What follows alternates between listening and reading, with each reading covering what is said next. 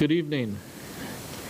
Welcome to tonight's City Council meeting. We'll call this meeting to order. And I'd like to ask Linda Swan to lead us in the pledge. Pledge allegiance to the flag of the United States of America and to the republic for which it stands, one nation, under God, indivisible, with liberty and justice for all. Roll call, please. Councilmember Litster? Here. Councilmember Luevanos? Here. Councilmember Kavanaugh? Here. Mayor Pro Tem Judge? Here. And Mayor Mashburn? Here. Thank you. We hope that everyone had a safe Halloween. As we move into the holiday season, we encourage Simi Valley residents to support Simi Valley businesses by going to our restaurants and retail stores. To comply with the limitations on gatherings, Simi Valley and the other 9 cities in the county continue to hold their council meetings without public in attendance. However, there are still opportunities for the public to participate in this council meeting. The public statements procedure continues as it has for prior meetings. As noted on the agenda, the public was encouraged to submit emails concerning tonight's agenda. For emails submitted prior to 12 noon today, those emails have already been provided to the City Council. They will be made part of the record but will not be read by the City Clerk tonight. We have 3 opportunities for public comments this evening.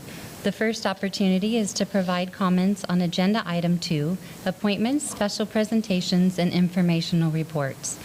Although there are no agenda items regarding this portion of the agenda, if you wish to make a comment on appointments, special presentations, and informational reports portion of the agenda, emails received after noon today up to the beginning of this agenda item will be read by the clerk this evening. Email should be sent to the City Clerk's office at publicstatements@simivalley.org. Include in the subject line Agenda Item Number 2 and should be limited to 250 words or less. At the beginning of this agenda item, email receipt will be closed and emails will be read for a period of 30 minutes. Every effort will be made to read all emails into the record, but some emails may not be read due to time limitations. Emails received after the beginning of this agenda item or unread emails will be made part of the record if received prior to the end of the meeting. The second opportunity is public hearings. If you wish to provide testimony on Item 4, the public hearings portion of the agenda, emails received after 12 noon today and during the meeting may be read at the council meeting. Emails should be sent to the City Clerk's office at publicstatements@simivalley.org. Include in the subject line of the agenda item number, example, Item 4A, and should be limited to 250 words or less. At the conclusion of the staff presentation for each hearing under Item 4, email receipt will be closed. Subsequently, the city will read the emails received. Every effort will be made to read all emails into the record, but some emails may not be read due to time limitations. Emails received after the conclusion of the staff presentation of Item 4 or unread emails will be made part of the record if received prior to the end of the meeting. Public testimony will also be permitted at the conclusion of staff presentation through Zoom for members of the public who pre-registered with the project planner by 9 a.m. this morning. The third opportunity is Agenda Item 5, public statements. The same procedure will be used for public statements. Emails received after 12 noon today up to the beginning of this agenda item will be read by the City Clerk this evening. Emails should be sent to the City Clerk's office at publicstatements@simivalley.org. Include in the subject line Agenda Item Number 5, limited to 250 words. At the beginning of this agenda item, email receipt will be closed. No new emails will be received and read. The City Clerk will begin to read the emails received since noon today, spending 3 minutes on each email. The City Clerk will spend 30 minutes total reading emails. For those emails that are not read, they will be entered into the record. So right now, you can still send emails that may be read during the meeting for agenda items 2, 4, and 5. The city thanks you for your patience. During this local emergency, the city continues to provide opportunities for the public to participate in the business of the city and for their voices to be heard. With that said, we're going to now move forward with tonight's meeting. For agenda review, Is there anybody who has any comments about the agenda? No? Okay. Thank you. I move that all resolutions and ordinances presented tonight be read in title only and all further reading be waived. Second? Motion and second, call for the vote.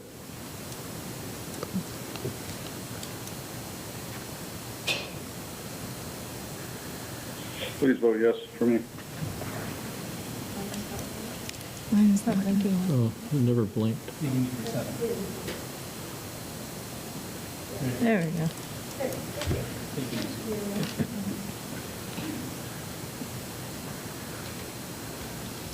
The motion passes unanimously.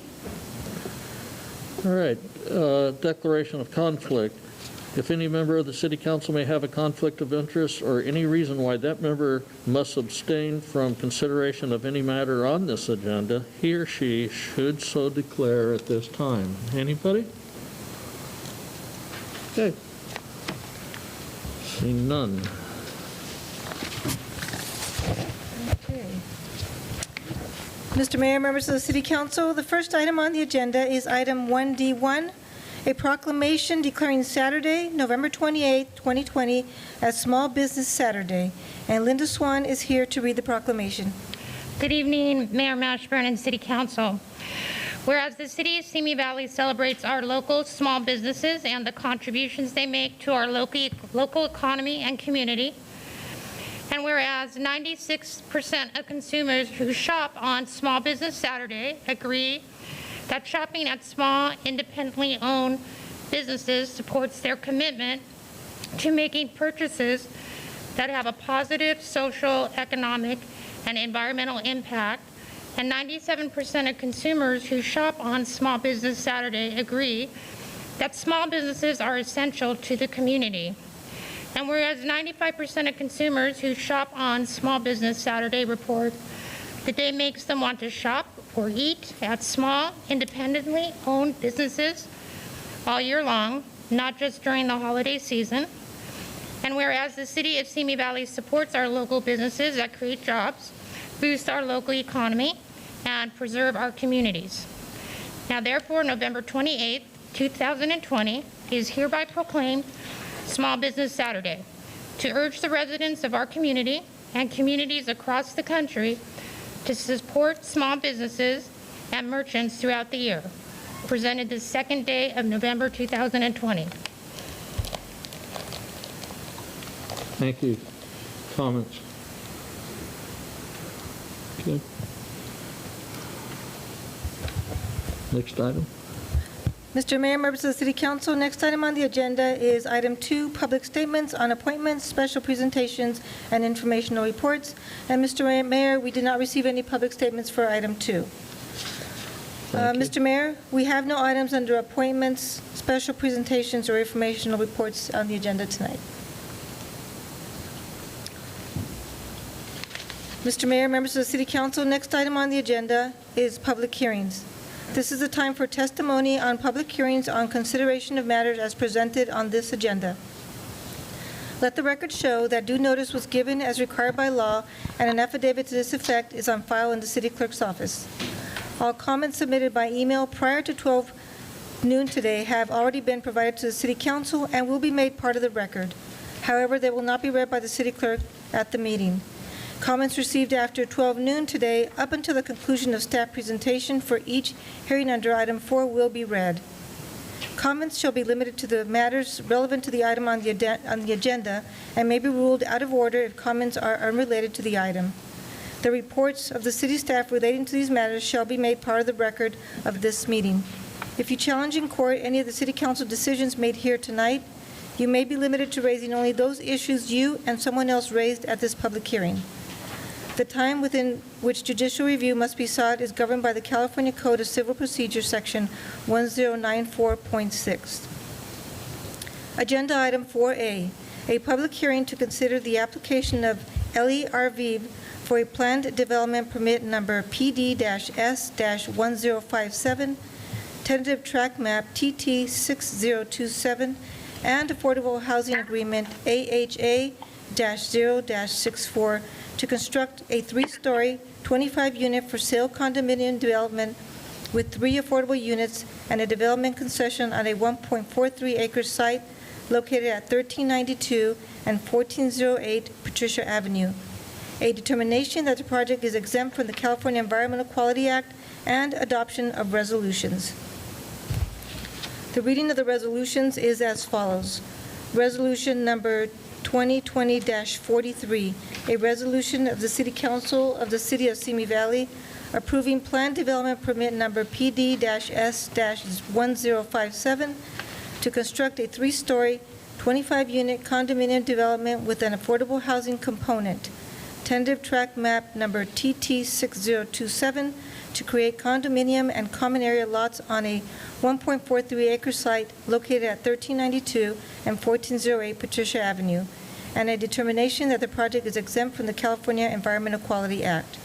And resolution number 2020-44, a resolution of the City Council of the City of Simi Valley approving an affordable housing agreement, AHA-0-064, with LE Arviv for the development Arviv condominiums for property located at 1392 and 1408 Patricia Avenue.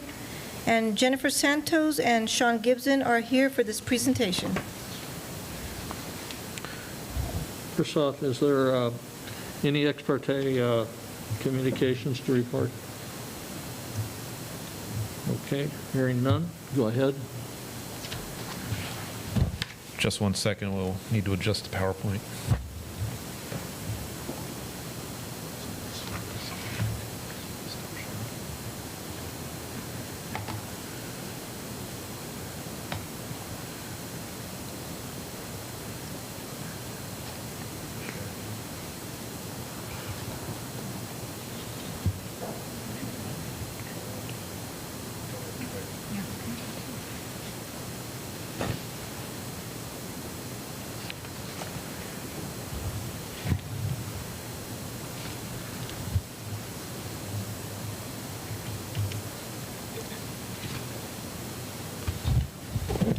David, is that showing the full screen?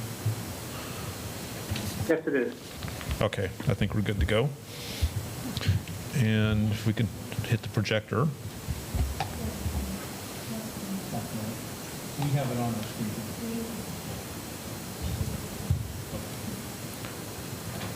Okay, so sorry for that delay. Good evening, Mayor Mashburn, members of the City Council. Speaking of delays, we're very excited to bring this project forward to you. There's been some delay with the COVID pandemic getting this forward to you, but our applicant's stuck through and he's prepared to go. Our senior planner, Jennifer Santos, will present the presentation.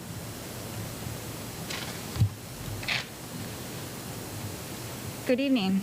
The applicant, LE Arviv, requests approval to build a new 3-story, 25-unit condominium complex with 3 affordable units on a vacant 1.4-acre site located at 1392 and 1408 Patricia Avenue.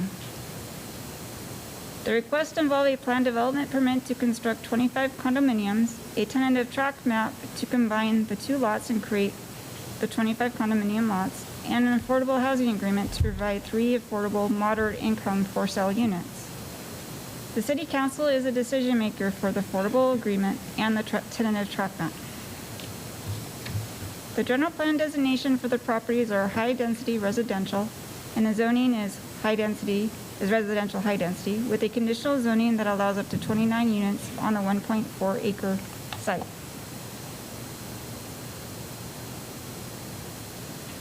And this would be allowed without a density bonus, with a density bonus. The project site is surrounded by multifamily residential development to the east and west and also to the north. Along the south is the Arroyo Simi. And to this vacant parcel right here, there is already an approved 28-unit senior apartment complex. To give a little background, the requested application was submitted in 2018 and was deemed complete in December of 2019. Neighborhood Council 2 heard the project on February 11th of this year, and on March 2nd, the Affordable Housing Subcommittee recommended that the City Council approve the Affordable Housing Agreement, as requested by the applicant, for moderate-income households for a period of 55 years. The project was initially intended to be presented to the Planning Commission in March of this year, but was rescheduled to August due to the City Hall closures due to COVID-19. The project was presented to the Planning Commission on August 5th and recommended by a vote of 5-0 to recommend approval to the City Council. The Planning Commission did add a condition to require that the applicant submit a security plan for the surveillance of the common areas that are adjacent to the Simi Arroyo. And this will be approved and reviewed and approved by our Deputy Environmental Services Director, City Planner, and is referenced as Condition 21 in your agenda packet. The subject properties are each occupied by a single-family residence and will be demolished if the project is approved to develop the site. Additionally, there is an existing utility pole and overhead lines that will be undergrounded. Many of the lots along Patricia Avenue and Haywood are long and narrow, and these are some of the pictures that depict how the driveways are located, either down the side of the property or down the middle, where you have housing on each side. The site will include 4 buildings. Building A will have 7 units, and buildings B through D will have 6 units. Each unit will have a 2-car garage, and there will be 5 guest parking spaces over here. In exchange for providing 3 affordable housing units, the applicant is requesting 1 concession to allow a reduced front yard setback, and will be discussed further in this presentation. New fencing will be constructed for the project, and 2 pedestrian access pathways will be provided along the east and the west property line. There will be 3 recreational areas. 2 areas will be provided between the buildings, which will provide seating, and 1 recreational area will be located at the southwest portion, which will include a barbecue, fire pit, and additional seating. Additionally, there will be an access gate right here that will lead to the Simi Arroyo for the residents. The applicant will be providing 3 affordable moderate income units. I'm sorry, let me just back up a little bit. This is just a typical floor plan of each of all the units that range from 2,170 to 2,180 square feet, and will consist of 3 bedrooms and 3.5 bathrooms. The trash receptacles will be located in the garage. There'll be a trash room here, and each garage will have overhead storage.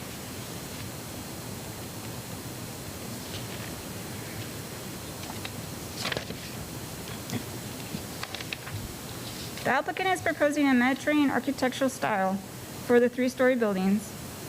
The condominiums consist of stucco walls with S-tile roofing, stone veneer wainscot, window and door trim, balconies, and wrought iron railings, and other themed details. The building colors consist of off-white and tan, chocolate-colored garage doors, and reddish-brown colors for the window fascia and balconies.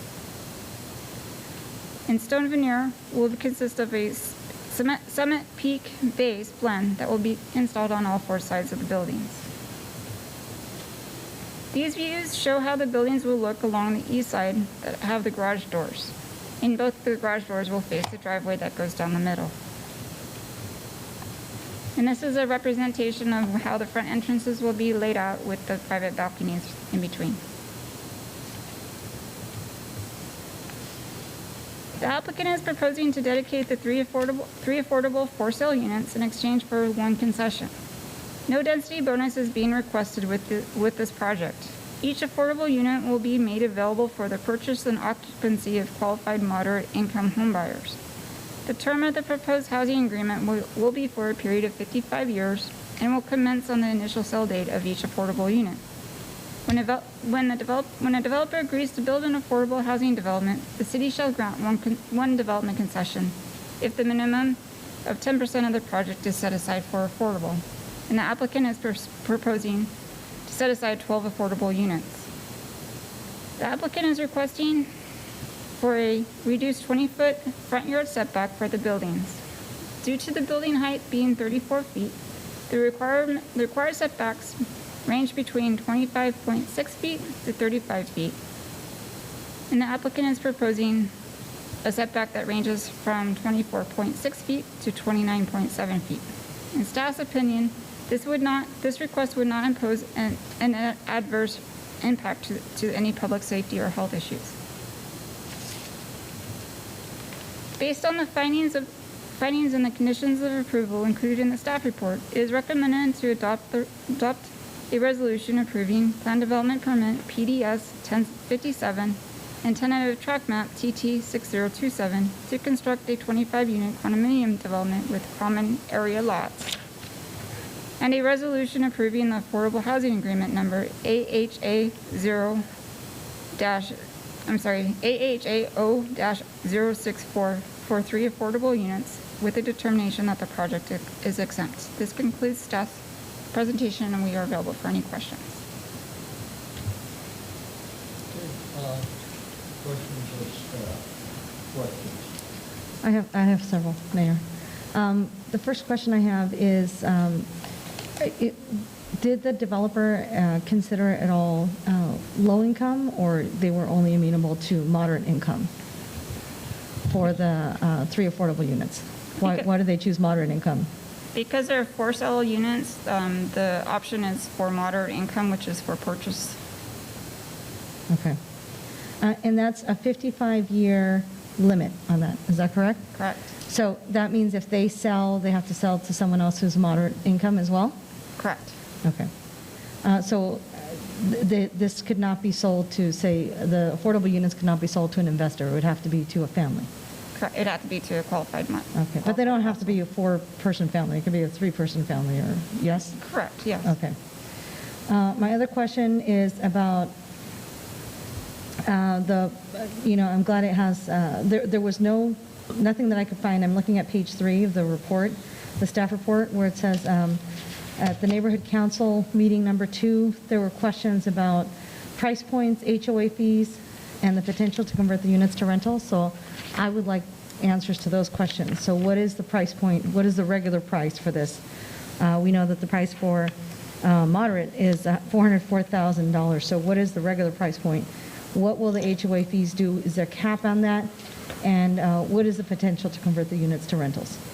You can refer that to the applicant when the applicants are here to answer that question. Oh, okay, wonderful.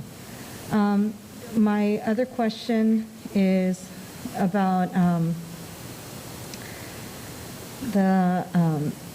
it backs up into the arroyo, right? So is there, and there, I saw that there's going to be a camera, that they're going to have cameras on there, like security cameras on the street, and that there's going to be one that we'll have access to for the arroyo as well. My concern is that it backs up into the arroyo, and I know there's a common area that abuts the arroyo, and so I want to make sure that there's no dumping happening into the arroyo, that people are back there and they're just like, oh, we'll just throw it over the, fence into the arroyo, into this, gully here. So what assurances do we have, or how do we know that that's not going to be used as a place to dump stuff? Well, the site will have an HOA, so it'll be managed there will be a common area management of the site and stuff, and there'll be security cameras along the arroyo that will point on the arroyo, so if there's any type of dumping, it's possible that it could be recorded. Okay, and who will have access to that recording? Like if we find that there's trash that, begins there and it's, floating down the arroyo, like will we have access, will they provide access to us so that we know like who's doing the dumping there? Well, the pedestrian access is only for the residents. They're going to have a keyed or a code access to go out into the arroyo and back into the site. It's just to allow the residents to have easy access to the arroyo so that they can use the bikeway there or walk. Okay, and there are going to be bike racks, is that correct? I thought I saw that somewhere. Correct. Okay. Those are my questions. Thank you, Mayor. I'll reserve the rest of my questions for the developer. I had just a couple of questions, if I might. And I know this question was raised at the Neighborhood Council. So it's 25 units, and each have a 2-car garage, but there are 5, basically there are 5 additional parking spaces for guests, which is not a lot of parking for guests. My question is there any, really has to do with maybe the frontage. Is there any road widening? I drove by it today just to see, to get a sense of, again, the width, that's spacing. Is there planned road widening that is part of this design? Are we striping? Is it no parking in front? What is expected? Let's say their guests go over, let's say 10 of the houses have one guest, for instance. Obviously, the ratio, and I know that they've met the requirements, so I'm not questioning that allotment. I'm just being realistic. In the design, as far as the road improvements, et cetera, do we have a sense of where excess parking might go? So the frontage will be dedicated with the sidewalk and curbing, so that portion of the road will widen, and there's parking along Patricia Avenue. So that's where the overflow parking would go into Patricia Avenue. And I noticed many of the sections had red zones in front of their property. Some of them did. Any indication of whether that would be the case in this property? Do we have any sense of that? No. There may be some red zone right at the corners, so you could see outside, leaving the driveways. Right. As far as the red zone policy, that's the Public Works Department, which handles the red curbing standards, but overall, it's on-street parking. And the curb and gutter are installed as these narrow lots develop as they move along. Right. So it gets filled in as these new projects come in. Gotcha. Okay, thank you.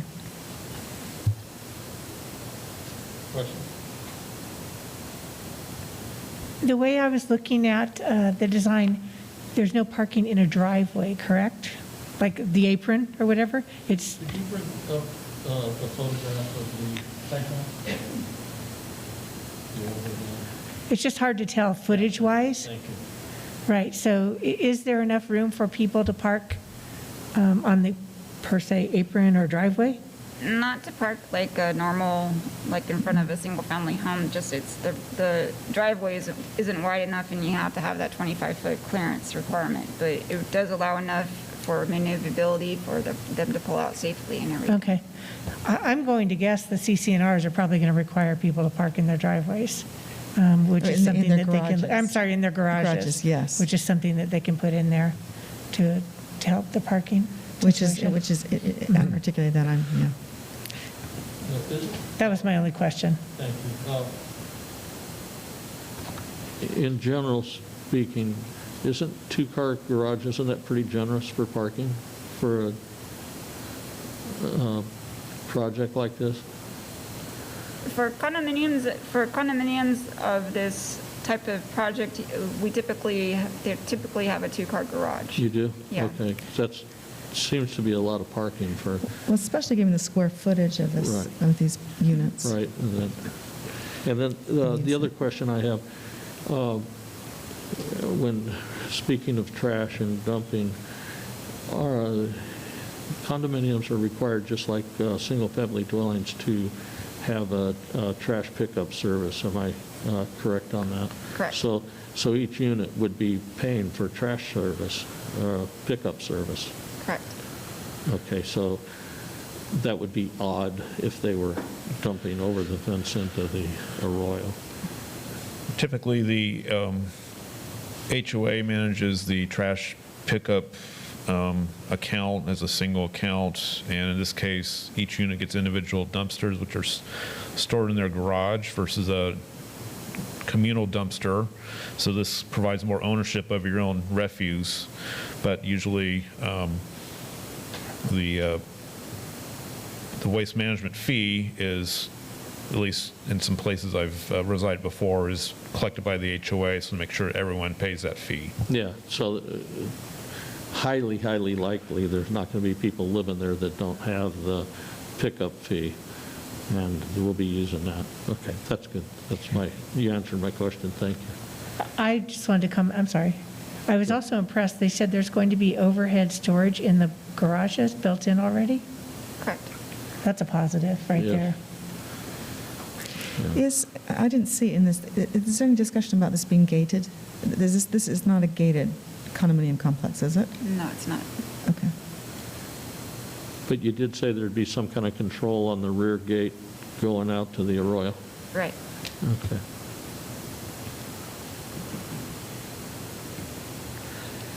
Okay, any other questions? Does the applicant wish to be heard? Address any of the questions or speak? The applicant is here, and we're working on getting them unmuted so they could begin their comments. Oh, yeah, hi, this is Ellie. I don't have any questions, like you're answering everything, so if you have any questions, go ahead. Any questions for the applicant? I think Councilmember Luevanos has some questions. Yes, thank you, Mayor. Yes, my first question is, what is the price point of sale for these units? It's really involved the cost, what would cost the construction will be, and what would cost of the permits, and so on and so forth. We don't know exact final price yet. Can you give me a range? Can you say they're going to be, $550,000 to $600,000, or?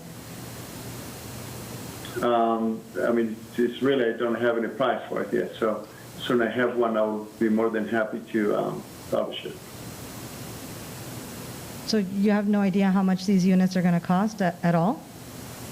Not yet. I mean, we estimate it will be around the 500, but again, we just really need to know the cost of what construction will be at the time, and when it gets to the point of sale, what that will be. Okay, and the reason I'm asking this question is because, we do have a lot of older housing stock, and so people are looking to downsize from a home maybe into something like this, and so we want to make sure this is accessible to our residents. Well, in the market to sell the units. We are not really in the market to just build and keep. So whatever it takes time to sell, yes. Okay, my next question is about the HOA fees. Do you know how much they would start at, and if there would be a cap for the HOA fees? The HOA fees depend how much the homeowners will, how much the homeowner association, the HOA will pay. Like let's say the trash collection. If we do the trash collection, the HOA have to pay, then the HOA will go higher. This time we designed to have the trash collection done per unit, so the homeowner will take care of that itself. If the water meter will be individual water meter for every unit, then the HOA of course will be less, but it will be one water meter for all the units, then the HOA will be higher. Those kind of things really going to reflect the price of the HOA. So you're saying there's going to be different HOA dues for different units? Because the way usually the way HOA dues work is there's a certain expectations of what you pay HOA dues. I've had to pay HOA dues, and so the HOA dues pay, for example, for repair to the driveway if there's damage.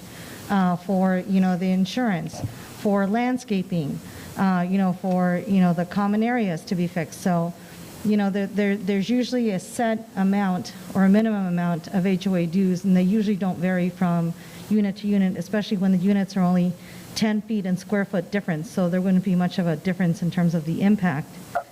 Say it would be different per unit, different between unit to another unit. I'm just saying, depend how much if the HOA will take on itself to pay. If the water bills, let's say, will be going toward the HOA, then of course the HOA will go higher. Otherwise, we'll try to keep it as low as possible. So what would the HOA dues include then? Don't know yet. So we finish the project, we get all the paper, all the approval done, then we know. So I'm asking because I don't want this to be an impact on the city where we are asked to pick up the cost of repairing the driveway or repairing the landscape or repairing access to the Arroyo Green if something should happen. So that's why I'm asking what will be, you don't have to give me an exact price point, but if you can tell me what will be included in the HOA dues, because I want to make sure that the cost of maintenance of the property itself, like the driveway and the landscaping, is included in those HOA dues. Of course they will be included. We just don't know exactly the price yet. We haven't priced it yet. If I would guess, probably around $400 or so. I guess that would be our guess. Okay, so $400 a month. Okay. And will there be a cap to the HOA dues, or it'll just keep going up? Don't know. We haven't talked to HOA attorney yet. So there's no cap to the HOA dues? Don't know. I can't answer because we haven't talked to HOA attorney yet. We haven't formed the HOA yet. So we form the HOA, then we'll know. Okay, my next question is about the potential to convert units to rentals. So, is this meant for people to purchase and live in, or is this just meant for investors to go to the highest bidder? That's obviously a concern that Neighborhood Council 2 have. It's also a concern that I have, because we've had issues with investors that have purchased property in Simi Valley, and then it's left in disrepair, and we're left kind of holding the bag as a city council. So is there anything in the CCNRs limiting, who's purchasing this, or, is this just a free-for-all? Anyone can buy any of the units, and is there anyone that's like a property manager or anyone that's looking out if there is a rental, or is that just something that is handled by whoever is the investor in the property that is purchased? Our intention is to sell them, not to keep them. That's what I can tell you. We haven't formed anything yet. We're still in the beginning process, and we really haven't done like I said, the HOA attorney, we usually, we have a meeting with an attorney and then start to form all those regulations and cost of doing things. But right now, we just don't have. We're still in the beginning stage. Okay, and then I'd like to, if Councilwoman Kavanaugh doesn't mind, to ask her question as well, because I also have the same question. Do the CCNRs require residents to park in the garage?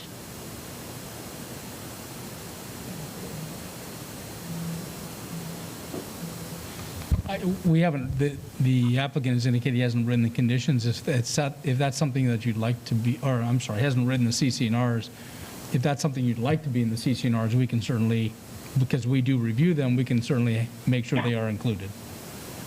Okay, yeah, I mean, for me, in terms of comments, right now we're just asking questions, but I do want to address the issues of Neighborhood Council too. The other question that I have, and so I'll come back to that, we will get the opportunity to make comments, Mayor, yes?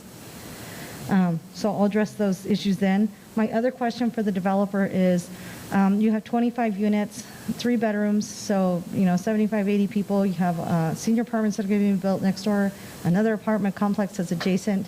That street is not a huge street, but I can see where a lot of people are going to want to go across the street to, to get groceries at the Vallarta or the Valley Produce, or, go to Didi's and go shopping. So is there any extra lighting or safety for people riding bikes or who are going to walk to the adjacent shopping center?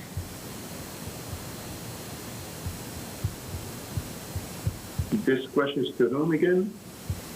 Yes, in terms of like the pedestrian traffic, is there lighting for people who want to walk across the street, across LA Avenue, to go to the Starbucks or to go to Vallarta, or within that vicinity? Is there anything on Patricia Avenue with regard to safety for lighting or a crosswalk or anything of that sort?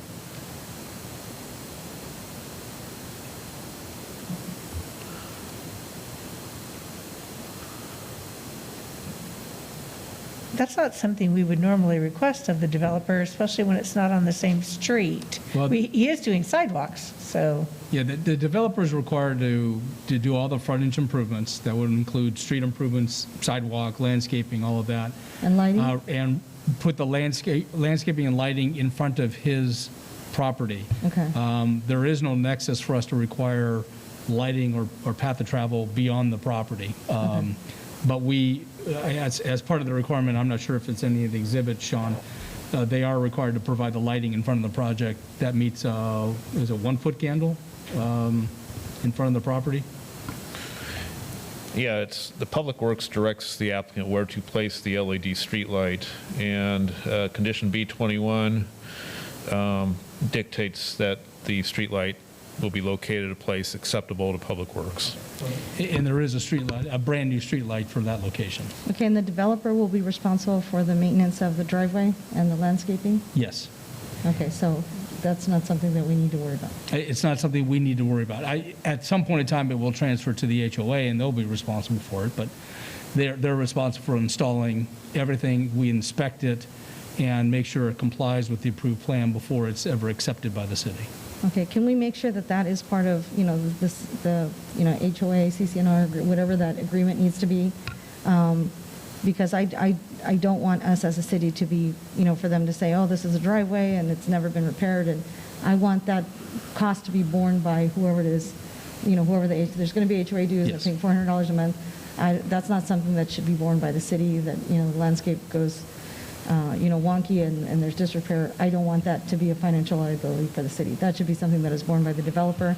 And if there's a HOA dues, then that should be something that the HOA dues are covering specifically, because it seems like I'm not getting the specific answers from the developer that we usually get. And so I want to make sure that that's included in the HOA dues, the cost of repair for the driveway, the common areas, and the landscaping. Absolutely. That is always, we always look for that, and that's always a requirement of the HOA and the CCNRs. Councilmember Levanos, that's condition A16 of the approval to prepare CCNRs with maintenance, repair, and replacement of all common area improvements, including landscaping, irrigation equipment, and debris basins and utilities. So it is already conditioned. Okay, great, thank you. Just a quick question. Is there actually sidewalk in front of this place? I'm looking for the design. I don't see. Is that? I'm sorry, but this is questions of the applicant who would have basically the building. Okay. If you want to Let me switch it to the applicant then. Excuse me, Mayor. I was looking at the design that we have up on the picture, and I'm just to follow up on Councilmember Levanos's questions. Is part of this design to have sidewalk in front of that? Is that what I'm seeing in that design there?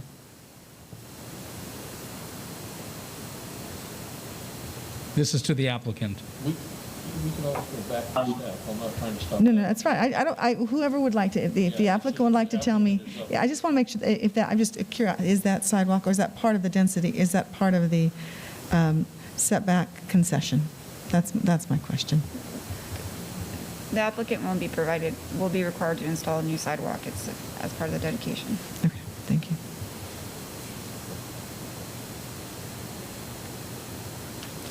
It's fine. I have no other questions for the applicant. Thank you.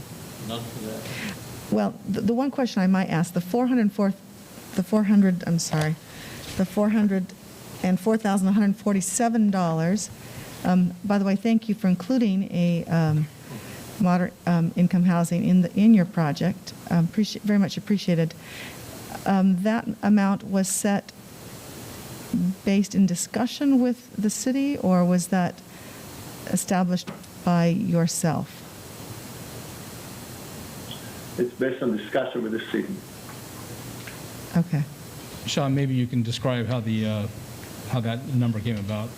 Yeah, I'll refer to Associate Planner Eric Chen, who's on the line, to explain how we came up with the price point for that. Eric, are you there?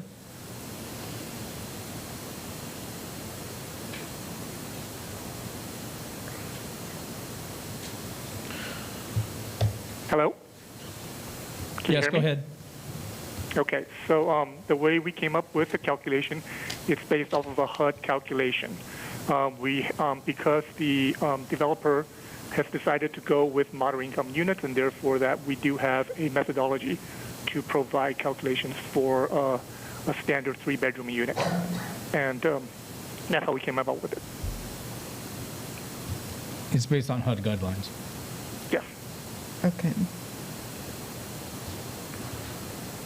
Based on the size of the building, it's a Based on the 3-bedroom. it's a prescribed Number of bedrooms. ratio. Correct. Yeah, HUD comes out with guidelines every year. They update them every year. Size of the number of bedrooms. Number of bedrooms, and square the footage? income level, and it sets it at a certain rate. Yep. Gotcha, for purchase, okay. So it's conceivable, and I guess, I'm sorry, if this is a question for the developer or it's a question for, depending on what happens with the market, that rate could be set, but depending on what's going on with the market, this rate is set by HUD or whatever. It's conceivable that the actual purchase price of these condominiums could be close or much higher. Obviously, it depends on what's going on with the market. Well, they'll start at this rate. Eric, does it change by the time they build the product? Are they allowed an increase to that current rate, or does it stay at this rate? The rate stays. Okay, so it'll stay at this 404 rate, and then conceivably the buyer could add certain amenities or window coverings or whatever, and the price could go up a little bit, but this is at least the price it starts at. Okay, any other questions for the applicant? I just have one more question, Mayor. The 2,170 square feet, does that include the garage or does it not include the garage? Includes the garage. It does include the garage. I'm sorry, no, it does not. It does not include the garage, so that's living space. Living space. Okay, thank you. Good question. Okay, do we have any requests of the public or any emails from the public? No, Mayor, we have no public testimony either by Zoom or emails. Okay, Mayor, I'm sorry, can I ask one more question of staff? sure. If we grant this, if this is granted tonight, and the developer, for whatever reasons, financial or otherwise, decides to back out, and they, another developer steps in the future to build this, would they still be beholden to the 3 affordable units? Yes? Yes, they would. It's recorded against the property. Okay, thank you. I just wanted to make sure. Thank you. Okay. You wish to respond to anything, Yeah, just to respond to this, Mr. and Mrs. Staff? just to respond to the discussion, the condition 820 on page 24 does state that all garages must maintain their vehicle clearance for the 2 vehicles and must not be used for storage. And that condition runs with the approval, and we could also have that added to the CC&Rs specifically if you desire to make sure it's added to the CC&Rs. We could do that as well. From my point of view, working with HOAs, that's probably a good idea. So we can amend condition 820 if this moves forward to say such, this requirement must also be included in the CC&Rs. Right, because you get one person living there that says it's not in the CC&Rs, I don't have to do it, so it's easier to have it there. Absolutely. Thank you. Okay, Mr. Applicant, do you have anything you want to say? No, I do not. I just really don't have a lot to say. I'm just waiting for the approval so we can continue on, move on with the project that takes forever. Okay, thank you. Okay, we'll have the public hearing portion is closed, and comments from the council. I'll go, if you don't mind. No, go right I ahead. just want to say, I think it's a very worthwhile project. It's well utilizing that piece of property. They look like they're going to be beautiful homes. And I wish I was downsizing to this bigger house than what I currently live in. But they look very nice, and the proposal is good, and I'm very happy with what they have here. I think it's a good project. Thank you. Councilmember Lipscomb. Yes, and if I could actually piggyback on what Councilmember Loevenos was said, I appreciate that this is a for-sale condominium project, because I think there's something about ownership that is always good for when it's a possibility, and so I appreciate that that's the kind of project this is, and that it is sizable, comfortable, 3 bedrooms, 3 1/4 bath. I mean, those are over 2,000 square feet. This is a sizable, comfortable, nice condominium project. I appreciate that. And I appreciate that the developer is not looking to maximize every single unit possibility out, that he wanted this to be comfortable. Not that that's wrong, and don't get me wrong, just that I appreciated that he was not looking for multiple concessions, et cetera. I do have a little concern about guests and parking, but that is the area itself. I think that having the CC&Rs dictate that the homeowners or use their garages for parking is very important, and I'm sure that those 5 guest spots will be closely guarded and protected for that purpose. So that is, I think that's an ongoing concern, but I do think it is an excellent project for that area. Thank you. Anyone else comments? Yes, thank you, Mayor. Yes, I I just want to make sure that, the stuff that is included in the HOA dues is maintenance of the property and all that. I'm really glad to see that the lines are going to be undergrounded. I think it's bringing us into the, 21st century, which we're already in, but bringing us forward in our community and to undergrounding those lines. As we know we're called Simi Valley, which is the windy valley, and so having all those overhead lines is not good. So undergrounding the lines I think is a great start. I could see people who, families who live here and whose parents, or grandparents live in the senior apartments next door, like that would kind of be a community, maybe cut down on the vehicles. And everything is, nearby. And this is really, really needed in the community. And new housing stock is really needed in the community. I'm very grateful that we will have at least 3 of the affordable units, and that there will be access to the Arroyo, and I hope we can finish the Arroyo Parkway soon so that everyone can have access to it and maybe use that as opposed to having the need for so many vehicles, and that the 2-car garages are going to be used for vehicles is good. I am concerned about the HOA fees. I would like to see a cap on the HOA fees, because sometimes that's what kills people is the HOA dues, especially since, HOA fees could be very high in addition to all the other costs that you have with maintaining a home that you do purchase. And I definitely would like to see that there is some way for us to communicate with whoever, if these are units that are sold to investors, there's some way for us to communicate with whoever the purchaser of the home is, so that we don't get stuck, as a city, with code enforcement in between, the renter or lack of renter and the owner, who may be from out of state or even out of country. And so that is my concern, is to make sure that we are in communication, or that there is some way to maintain communication with whoever the owner is. If these are bought as investments by people out of state or out of the country, so that we can make sure that we, can have some say over that. Not over who purchases it, but in case, they fall into disrepair, which is an issue that we've had in the past. So that's my concern. I have the same issues that neighborhood council too had, the same questions. And other than that, I'm really glad that we're going to have this. I'm glad to see the common areas. This is really needed housing, and so it's wonderful to see this, and for people to have price points, hopefully, that they can purchase homes here in Simi Valley, especially for families. Those are my comments. Thank you, Mayor. Thank you. Okay, my comments are, thank you, staff. Once again, you're coming in with a great habit, and that is pretty much everything was taken care of. I like the recommendation by the Planning Commission. We know that they take a strong look at it. So I have to assume there's been plenty of work between yourselves and the applicant to prepare it for this stage. And, really and truly what we addressed tonight wasn't monumental. And I personally thank you and the Planning Department for the work that you've done.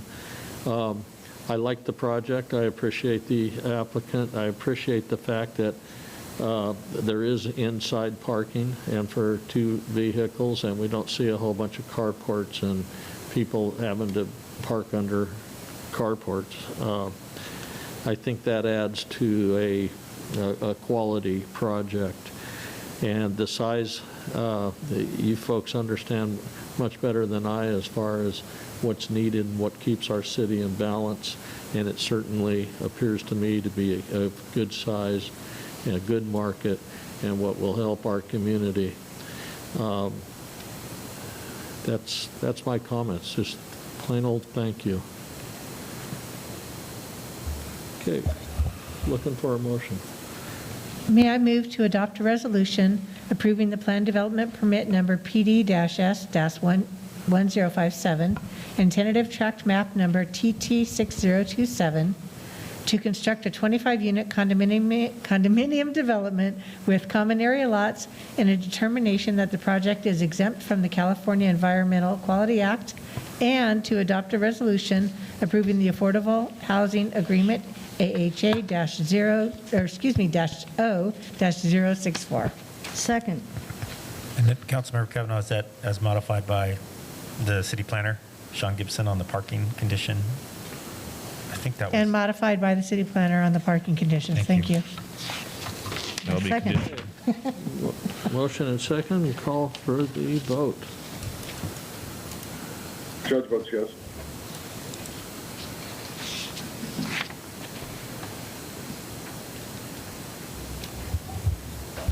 The motion passes unanimously.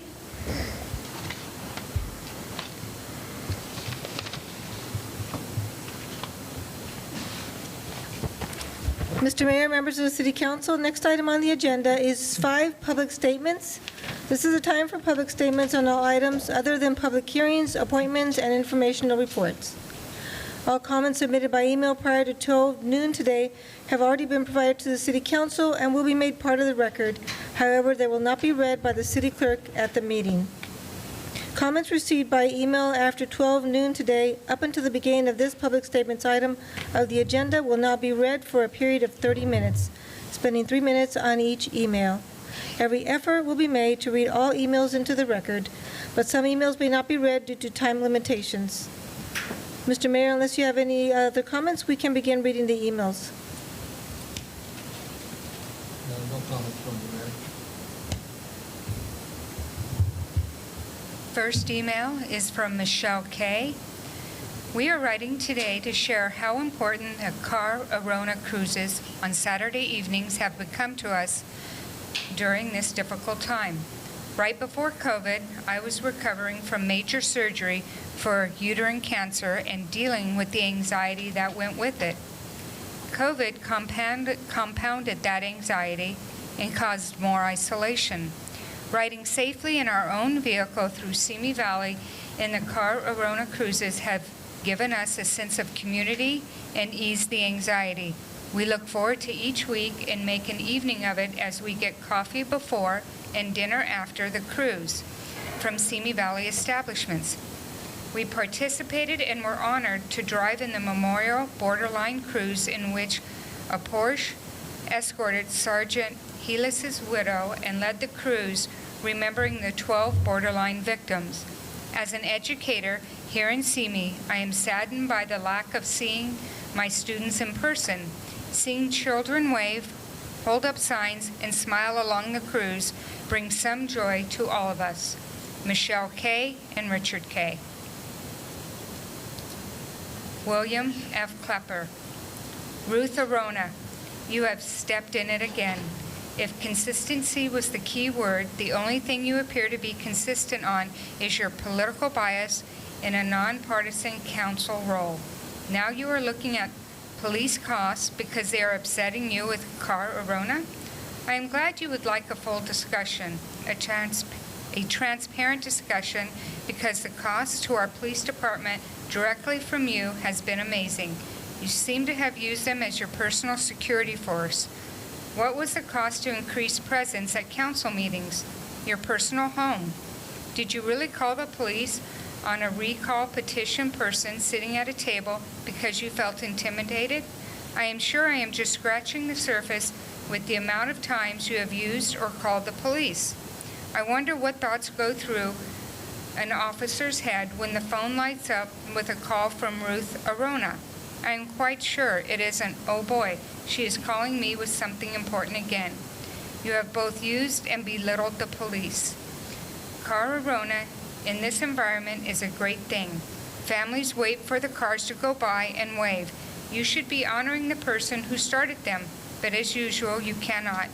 You just keep saddling on the side of divisiveness. William Klepper. The next email is from Andrew Barman. Dear City Council, for weeks the City of Simi Valley has done nothing to deter, enforce, or keep our streets safe from the pro-Trump rampages every Sunday afternoon and evening. I personally called SVPD yesterday at 3:22 p.m. from the Best Buy parking lot to alert them of several people I witnessed drinking alcohol out and about before getting in their vehicles to drive through our city, as well as children and adults hanging out of sunroofs in moving vehicles. There must be an investigation into where all these people are coming from. These are organized by right-wing PACs and advertised all over social media for outsiders to come. There must also be an investigation into how many of these rampagers are our own SVPD officers. How much overtime is our city having to pay officers to sit idly by, watching and waving as these people drive by, harassing anyone that displays any Democratic candidate name on their vehicle or in their yards? Keith Mashburn and Elaine Lidster, I personally witnessed the two of you participating and encouraging this to happen in our city. You hold nonpartisan positions. Your responsibility is to all residents of Simi Valley. Your ethics are seriously questionable that you would participate and encourage this. Lastly, I organized a rights rally on Saturday where a friend of mine was assaulted by drunk driver Bill Burmester and Tracy Donnelly. They were seen rampaging down Cochrane last night. Why have they not been arrested? Andrew Barman, Simi Valley resident. Next email, Dale Bingham. Dear Mayor Mashburn and the Simi Valley City Council members, I am completely appalled with the handling of the car parades that have been going on over the last few weekends.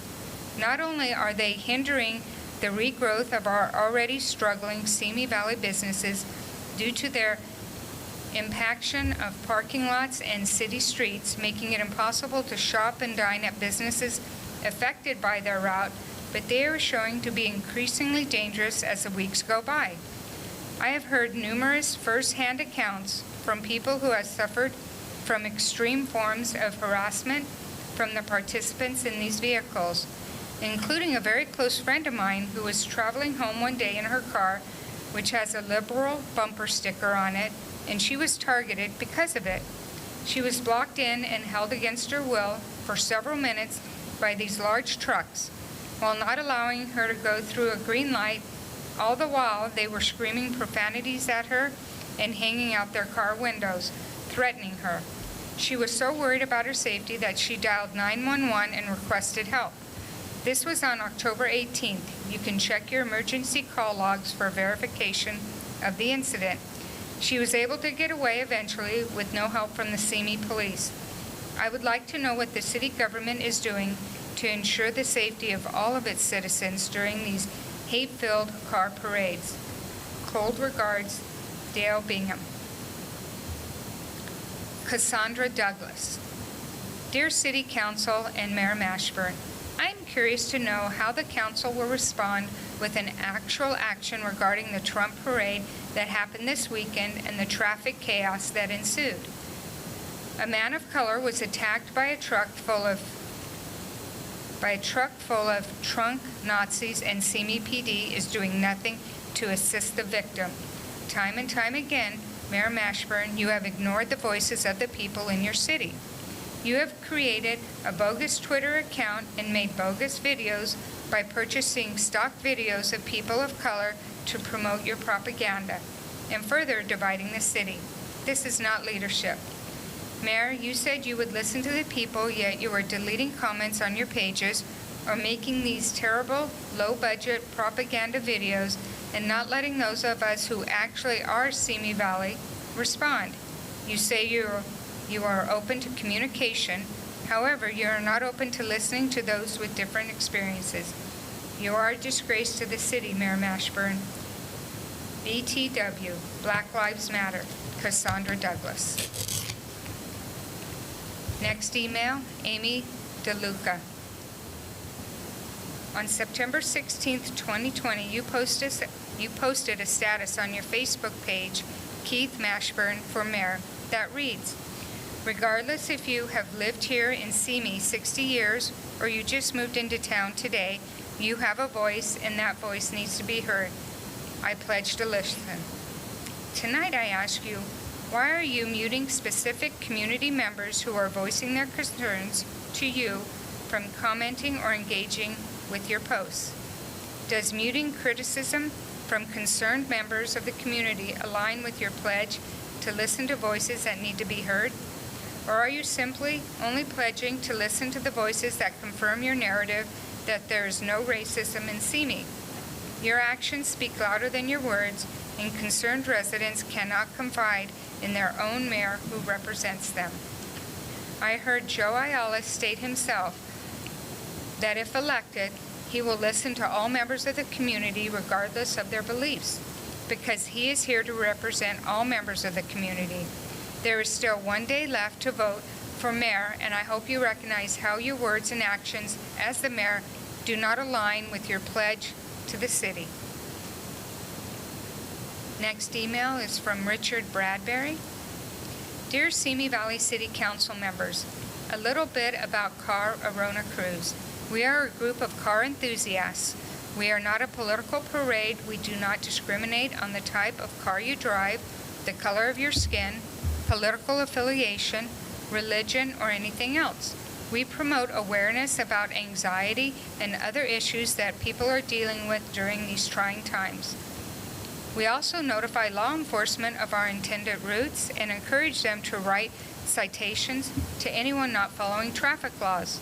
We always promote safe and courteous driving.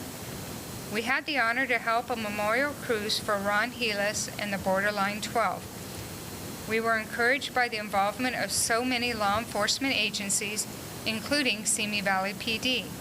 We were totally unaware that there may be some sort of protocol on a specific date in which you can or cannot have a memorial for 12 fallen angels.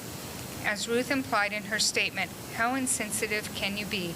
Our cruisers help support the local economy. We actually bring in cruisers from other communities who spend their money in Simi purchasing gas, eating at restaurants, and shopping at local establishments. Our cruises have never forced businesses to board up their windows or close in fear of like other events that have been assisted by the same person who is questioning the effects of our cruise has on this wonderful community. Ruth, I have to assume that you are not okay with discrimination or with profiling, yet you are discriminating against us. You are profiling us. Word limit met. Next email, Gina Campa. Greetings, Council and Mayor. I am extremely disgusted with the Trump rampages that have been allowed in our city on Sundays. Why isn't the SVPD doing nothing about it? Many of them were seen drinking alcohol in the Lowe's parking lot with SVPD nearby doing nothing. I'd like to ask an investigation into who these people are rampaging through our city. How much police overtime was spent on these rampages? I'd like to call for the censure of Keith Mashburn and Elaine Litster. Keith was in attendance driving his truck in the Lowe's parking lot. Elaine on the sidewalk cheering them on. They hold nonpartisan positions. Their acceptance and encouragement of this lawless behavior and stand back and stand by attitude by SVPD is a major violation of their code of ethics and their duties to the residents of Simi Valley. I'm calling out SVPD for not protecting peaceful protesters on October 31st from these Trump people. And why haven't Tracy Donnelly and Bill Brewmaster been arrested for assault, drunk driving, and destruction of private property? They were seen in the Trump rampage last night. People are scared with these Trumpers. They are even afraid to put anything about Biden without being threatened or intimidated. Sincerely, a concerned resident of SV, Gina C. Vanessa Guerrero. Dear Mayor and the members of Simi Valley City Council, as you all know, our city is being infested with people with no regard for traffic laws or safety every Sunday. Not only do they disturb our streets, but they are a disruption. Many of us residents who live in areas near where the little parade goes by.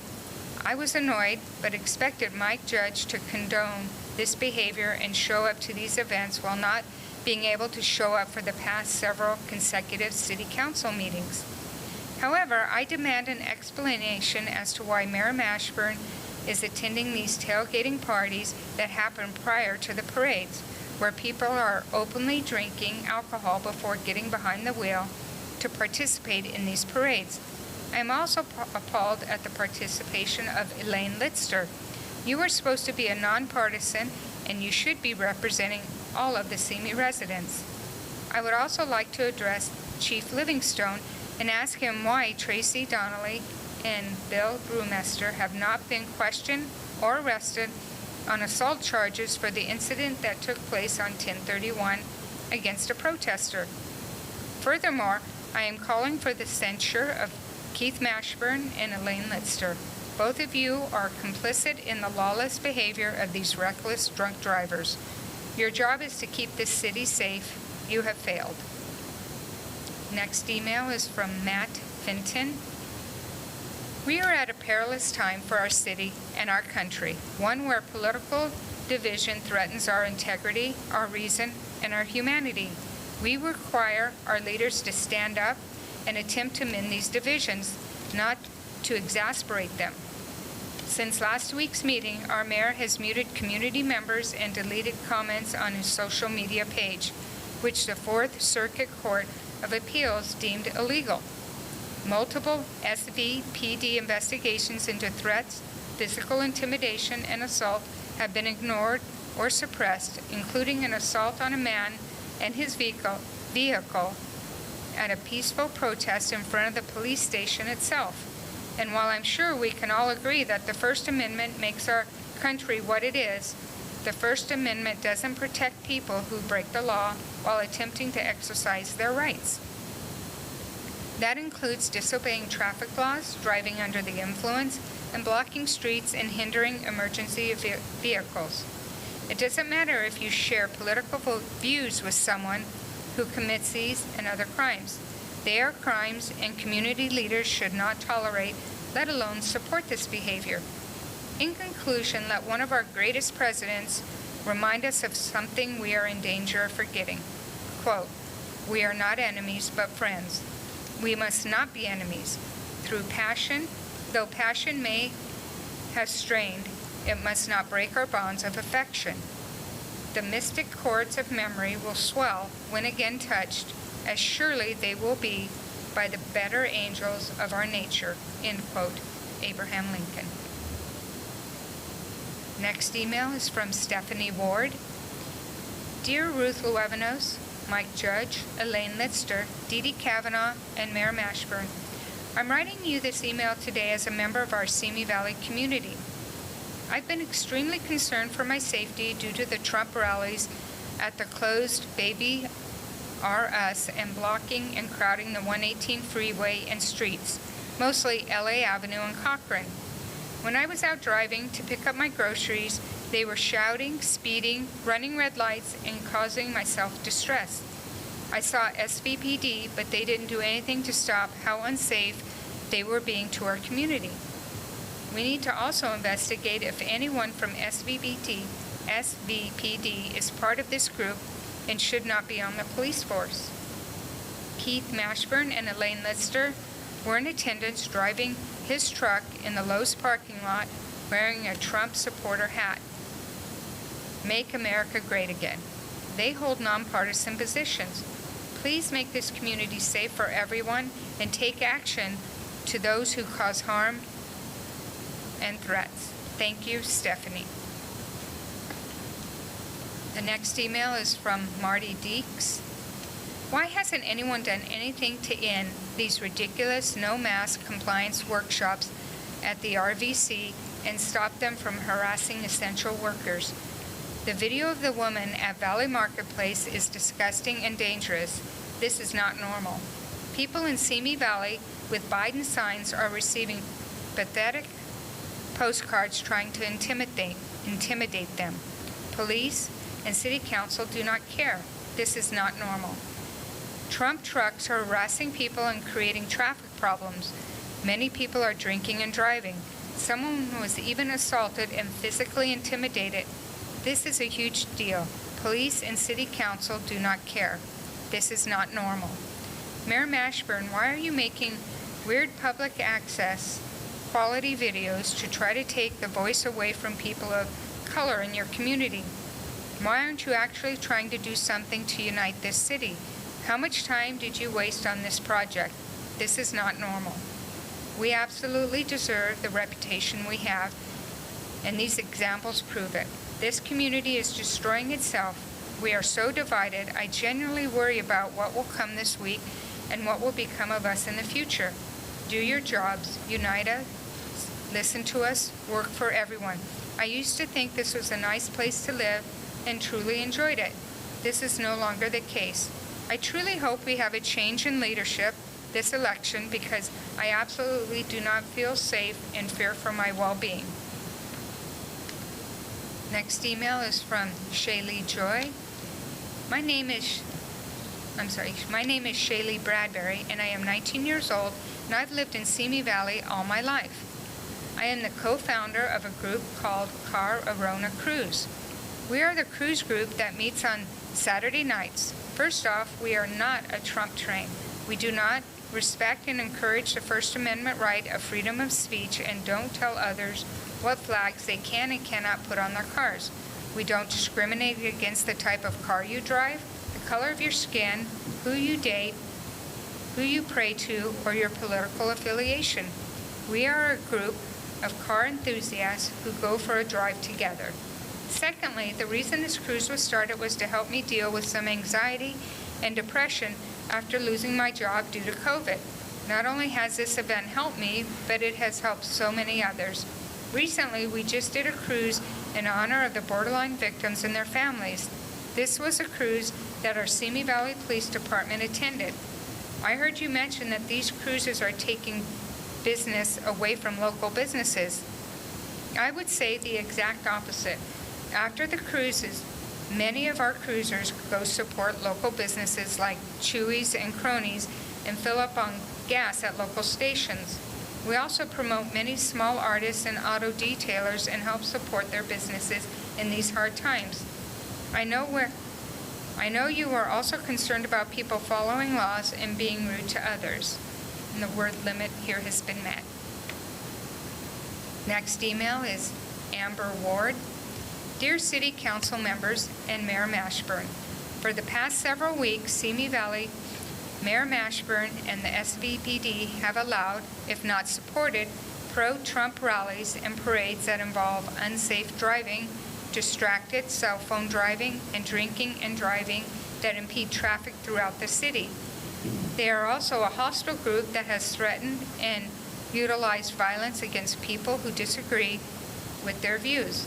On October 31st, a person of color was attacked in their vehicle in the DMV parking lot, having an alcoholic beverage and a megaphone thrown at him and his vehicle, causing injury to him and damage to his vehicle. Although the guilty party has been identified with photographs as Tracy Donnelly and Bill Brewmester, the SVPD has already closed their investigation with no charges. Why are these thugs getting a free pass?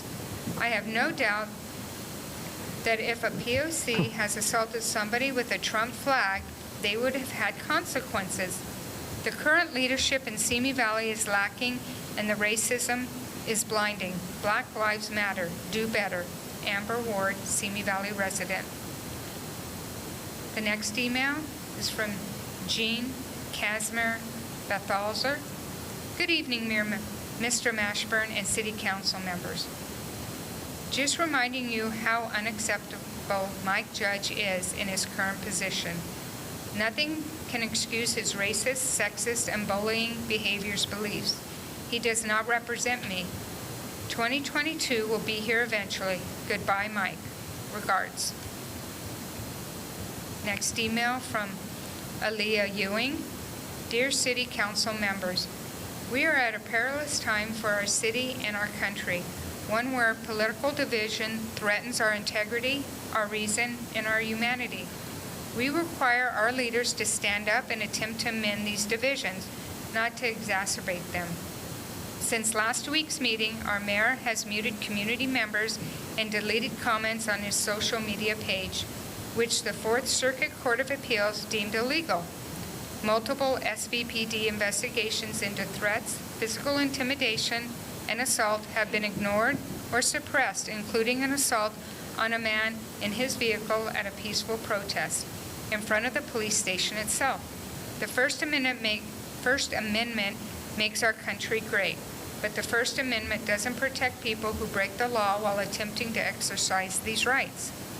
That includes disobeying traffic laws, driving under the influence, and blocking streets and hindering emergency vehicles, such as what happened at the Trump rally yesterday. Many of them were seen drinking alcohol in the Lowe's parking lot with SVBD nearby doing nothing. This question is for Mayor Mashburn and Council Member Litster, who participated in the Trump rally where these crimes were committed. Why haven't Tracy Donnelly and Bill Burmester been arrested for assault, drunk driving, and destruction of private property? Also, why do I see so many officers in Simi not wearing masks when interacting with civilians? I ask you to condemn these crimes and investigate them further. Thank you. Aaliyah Ewing, Simi Valley resident. The next email is Rod Carlo Cabal.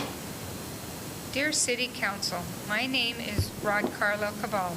I am a part of the Corona Cruise. I generally feel saddened that Ms. Ruth felt it necessary to come after our group because we don't necessarily fit her political agenda. She questioned our amazing police force and how much it costed them to be present at the Borderline Memorial Cruise on October 10th, when in fact our police force was there as visitors to pay respect to a fallen officer, Ron Helas. To rebuttal her point, can we look at how much revenue businesses lost when she helped organize a BLM protest on the 6th of June? Banks and several other businesses around the area of Sycamore and Cochran had to board up their establishments in fear of rioters and looters. I'm one to give others the benefit of the doubt, so I thought Miss Ruth was simply getting us confused with the Sunday Trump rally around our city. But after she was told that our Saturday cruise has no affiliation with the Sunday Trump rally, she continued to come after us. Now let us look at what Corona Cruise has done for the city. We have had visitors from other cities come to ours because of this cruise, which means they have to refuel their vehicles, which means business for our city. In addition, after our cruise, our participants go out to eat at local restaurants, which again means more business. Our cruise has never discriminated against other cars, political and religious beliefs, skin color, and gender. The word living has been met. The next email is from Dr. Sofia Bagdassaran. Dear Mayor Mashburn and City Council members, everyone has the right to express free speech, but no one has the right to impede traffic access and drive while drinking.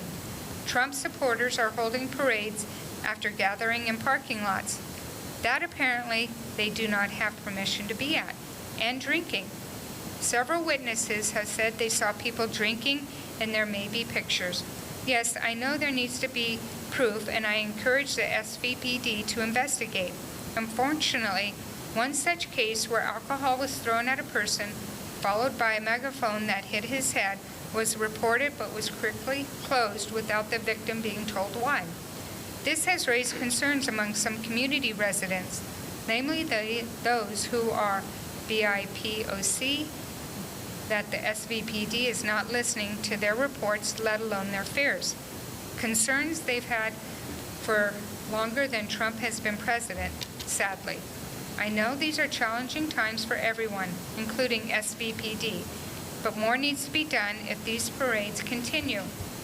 On Election Day especially, I ask that SVPD be out in full force to protect voters in the streets should Trump lose. Sincerely, Dr. Sofia Bagdassaran. The next email is from Catherine Plyler. On October 31st, Frank was assaulted by a drunk Trump supporter. The perpetrator threw a tumbler of alcohol at Frank and also threw a megaphone at his windshield, cracking the window. The megaphone also hit Frank's head. Frank, a person of color, tried to seek justice by reaching out to SVPD and Chief Livingstone, but received only disappointment. SVPD claims to support people of color in our community, yet when they have an opportunity to live up to their word, they fall short.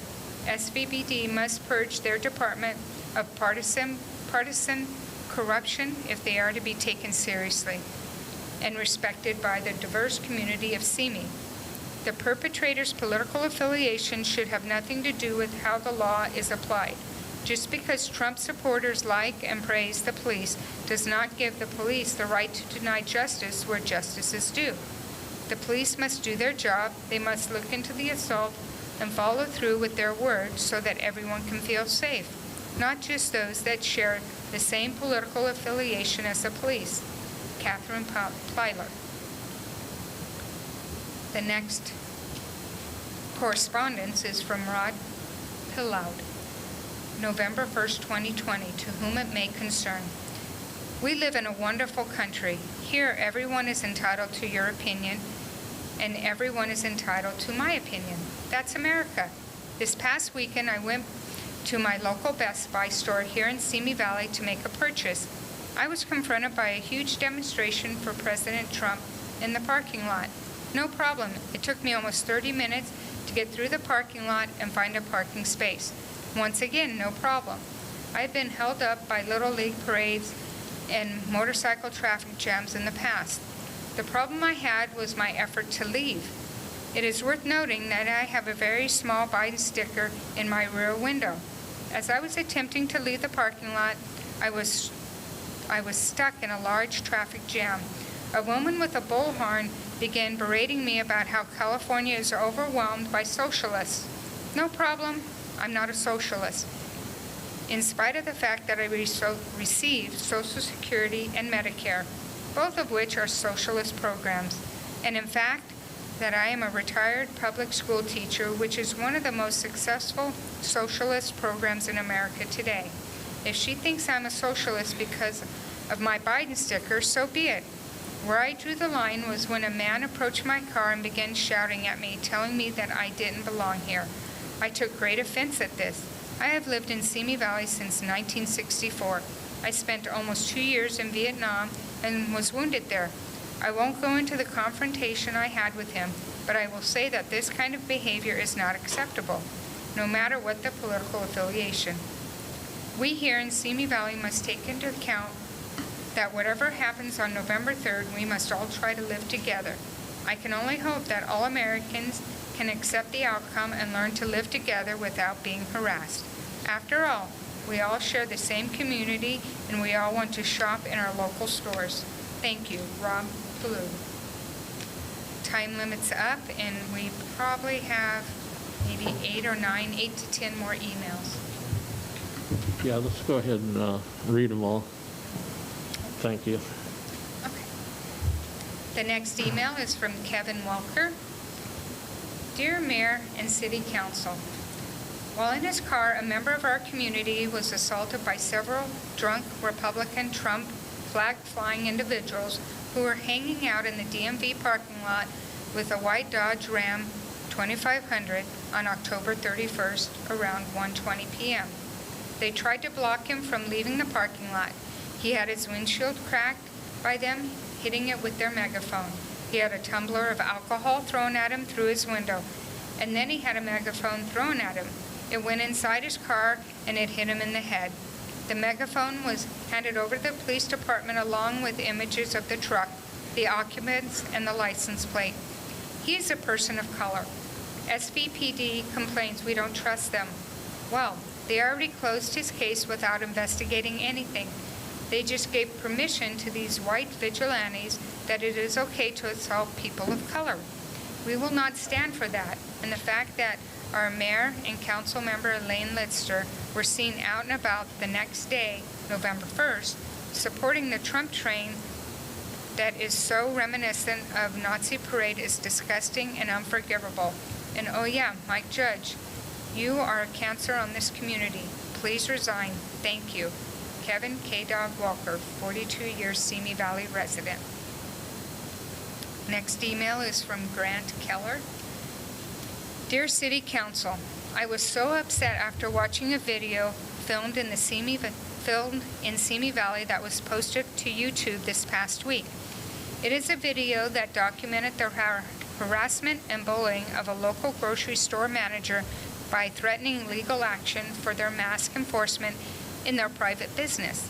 The YouTube video, which is linked right here, entitled Valley Marketplace Simi Valley 10-10-20, is 10 minutes long of racist ideas and actions coming to life. Councilmember Luevanos commented on this issue of anti-maskers showing up to grocery stores and defying private business rules during a recent City Council meeting. There were also letters from your community members concerned about the anti-mask trainings at the RVC, where Mayor Mashburn and Elaine Litster often frequent. Councilmember Luevanos was then gaslit by Mayor Mashburn, and he said there was no such problem in this city. Mayor Mashburn should be held accountable on a moral ground for not using his position of leadership to help keep acts like this from happening.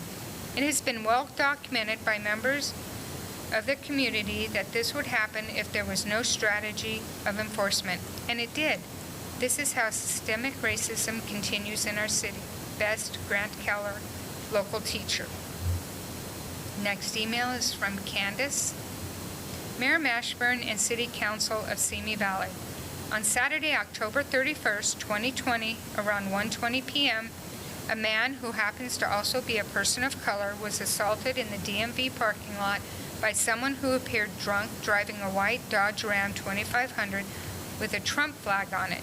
He was assaulted simply because he had a dump Trump flag on his vehicle and he was trying to exit the parking lot. His windshield was cracked when they hit it with a megaphone. He also had a tumbler full of alcohol thrown at him, hitting him in the head. He filed a police report that day giving the police information which would lead to the people who assaulted him, and yet the case has already been closed with no investigation. This is a clear indication that the city does not care when white Trump supporters attack those who are not white and do not agree with their political views. This is highly disturbing. My family and I do not feel safe in this community. Mayor Mashburn continually ignoring the racism in Simi does not help the situation. He is constantly deleting comments from his constituents on his public Facebook page and then blocking us from being able to comment at all. It is not okay to have a mayor who continues to ignore the very real problems we have in this community. Sincerely, Candace T. Next email, Kyle Ballard. Hello, Simi Valley City Council. The utter disregard for our community and neighbors was shown in full display last night by the so-called Trump train in Simi Valley. Last night and every Sunday before that for the past month or so. Expressing one's freedom of speech is one thing, but these hostile and aggressive caravans got so bad many could not even leave their house, as there would be no way to back their car out of their driveway. Not to mention the reports of people drinking in the parking lot, with our police nearby doing nothing, leaves me concerned to say the least. How bad does this need to get for you to take action here? This is a hazard and should be handled. Seeing Mayor Mashburn and Elaine Litster gathering with and cheering on these aggressors respectively, this left me quite disheartened. As elected officials, you hold nonpartisan positions. The encouragement of these aggressive and belligerent acts is a major violation of your code of ethics. What do you have to say for your irresponsibleness? A man was assaulted by a drunk Republican Trump flag-flying white Dodge Ram 2500 on October 31st around 1:20 p.m. He had his windshield cracked by them hitting it with their megaphone. He had a tumbler of alcohol thrown at him through his window, and then the megaphone was thrown at him and hit his head. The SVPD already closed his case without investigating anything. Where do our priorities lie with protecting your constituents? Because right now it seems the hate and violence is the thing we protect and covet, not human lives. Kyle. The next email is from Cameron. Frank was assaulted by a drunk Republican Trump flag-flying white Dodge Ram 2500 on October 31st around 1:20 p.m. He had his windshield cracked by them, hitting it with their megaphone. He had a tumbler of alcohol thrown at him through his window, and then the megaphone was thrown at and hitting his head. SVPD complains we don't trust them. Well, they already closed his case without investigating anything. They just gave permission to these white vigilantes that it is okay to assault people of color. We will not stand for that. Cameron. The next email is from Lisa Hauser. Hello. It is with enthusiasm I support the Simi Valley Car Arona cruise that has been occurring every Saturday afternoon since March 2020. As a 60-year-old female, I don't have much interest nor experience with fancy cars. However, I have certainly seen the neighborhood come alive each week. Neighbors wave and clap as the cars go by slowly. There is palatable Simi pride in the laughter and spontaneous conversations along the route where I watch. Social distancing is respected and most wear masks. Weekly, the young and old are enjoying the parade, pointing out unique cars and giggling with the drivers. I understand the parade was developed by a local family in support of their car-loving daughter and to provide something for the family to look forward to each week during the early period of this shutdown. It's a special family who supports a young adult daughter, so creativity. I have never seen inappropriate driving nor questionable behavior along the route I frequent. As I walk back to my home, I usually stop by a local restaurant or store to grab dinner. It makes for a pleasant ritual. It is a benign activity that is quite charming. I do not feel the same about the loud, rude Trump rallies of late. The Trump parade is aggressive and belligerent, in contrast to the neighborly Car Arona cruise. Please do not generalize car parades. Lisa Hauser. Next email, Frank Avila. Good evening, all. My name is Frank Avila. I've been a lifelong resident of Simi Valley for 34 years. On Sunday, 10/31, I drove through a Trump gathering. I was driving around with my flag and I pulled into a DMV where a lot of Trump supporters were, and they tried to block me in. One guy stood in front of my car, and then people were coming from behind, so I wasn't about to get stuck and let them surround me. I let go of the brake and I just rolled forward without pressing on the gas pedal. He got out of the way to the side of my car, but since I was still going slow to not actually injure him, he was able to hit my car with his megaphone, and at the same time the passenger in the white truck threw her megaphone in my car and hit me in the head with it. I was able to pull away, but as I began to drive down the driveway, that's when another person threw their big tumbler full of alcohol into my car. I've never felt so scared for my life at that moment. We all should be able to express our feelings without physical harm. They took it too far, and I was not only assaulted, but was falsely imprisoned before I was able to get away. I have been doxxed and circulated on Trump supporting pages, spreading false information about me and about what happened. I will not allow that to happen. What is the City Council going to do to stop these Trump gatherings and parades? Simi Valley resident Frank Avila. We have 4 more. This one is from Stephen Burrow. I have lived in Simi Valley for 24 years and have never seen the spirit and camaraderie that the freedom rallies produce. Next email, Sarah Matuza. Dear Simi Valley City Council, I am a resident of Simi Valley and have lived here most of my life. To be quite honest, I am disappointed in how the majority of our representatives represent our city. To begin, when a maskless white woman entered Valley Marketplace in Simi and dominated the conversation with the employee, she was doing a few things. She was interrupting a person of color consistently and disrespecting the store's policy to wear a mask. This dominating engagement with a person of color is a form of racism. Racism that, with the exception of Councilwoman Ruth Levinos, you all choose to ignore. Besides the unacceptable racism, I don't know why the anti-maskers surprised me, actually, as I am fairly certain I saw Councilman Mike Judge maskless in Costco last week. As our city leaders, we deserve you to be doing better to represent us and do your part to keep the community safe. Next, I'd like to address our city's mishandling of the Trump parades. As the owner never gave their permission to gather and organize in the Lowe's parking lot, why hasn't our police department held participants accountable? Third, what do you plan to do to ensure all residents can vote safely and efficiently in our town tomorrow? Voters deserve to be free to vote without fear or intimidation or suppression of their voice. Thank you for your time, and please do better to represent our city. Sarah Matuza. I have two that came in via email right now. First one What time did they arrive? First 7:05 and 7:59. 7:59 is too late. The 7:05 is okay. 7:05. 7:05 is from Devin Hitchens. Hey there. I'm an owner of one of the businesses affected by the cruise. Their weekly impact on my business is felt extremely heavily by me and the people I work with, and I'd like to take a moment to impress upon you how significant their actions have been to our well-being. They have single-handedly saved me from having been annihilated by the pandemic. I travel to your lovely area each week from Long Beach, and every week without fail I'm met with acceptance, respect, camaraderie, and of course business.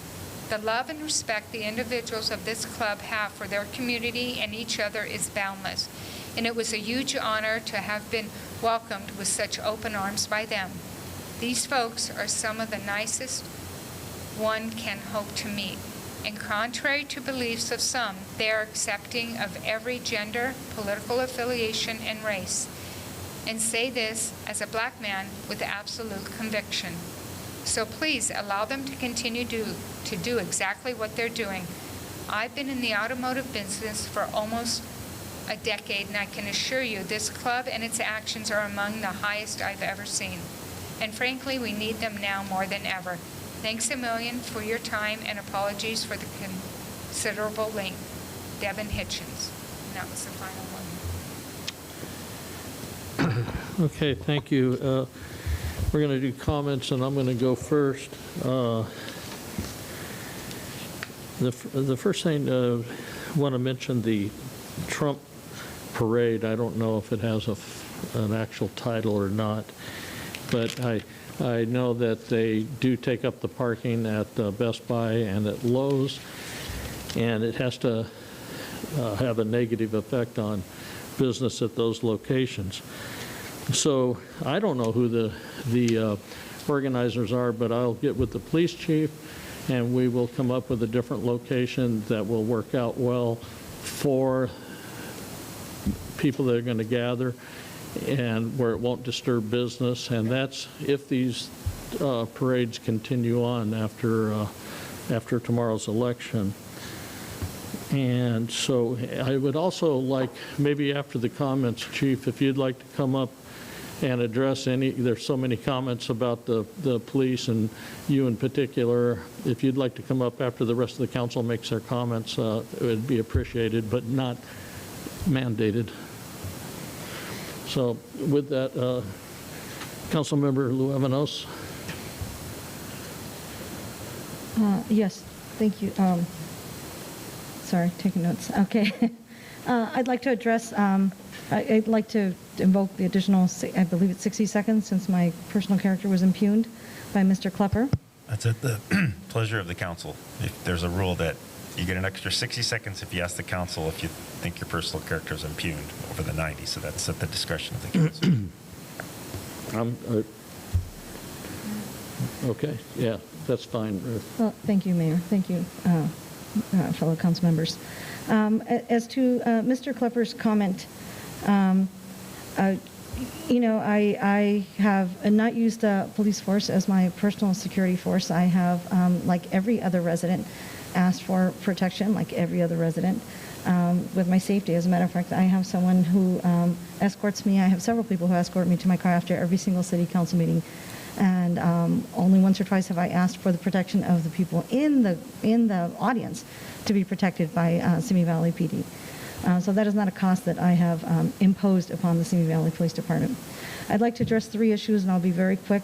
One of them with regard to the Trump parade concerns. I did speak with a group of people outside about the Corona cruises. Unfortunately, these two events are merging.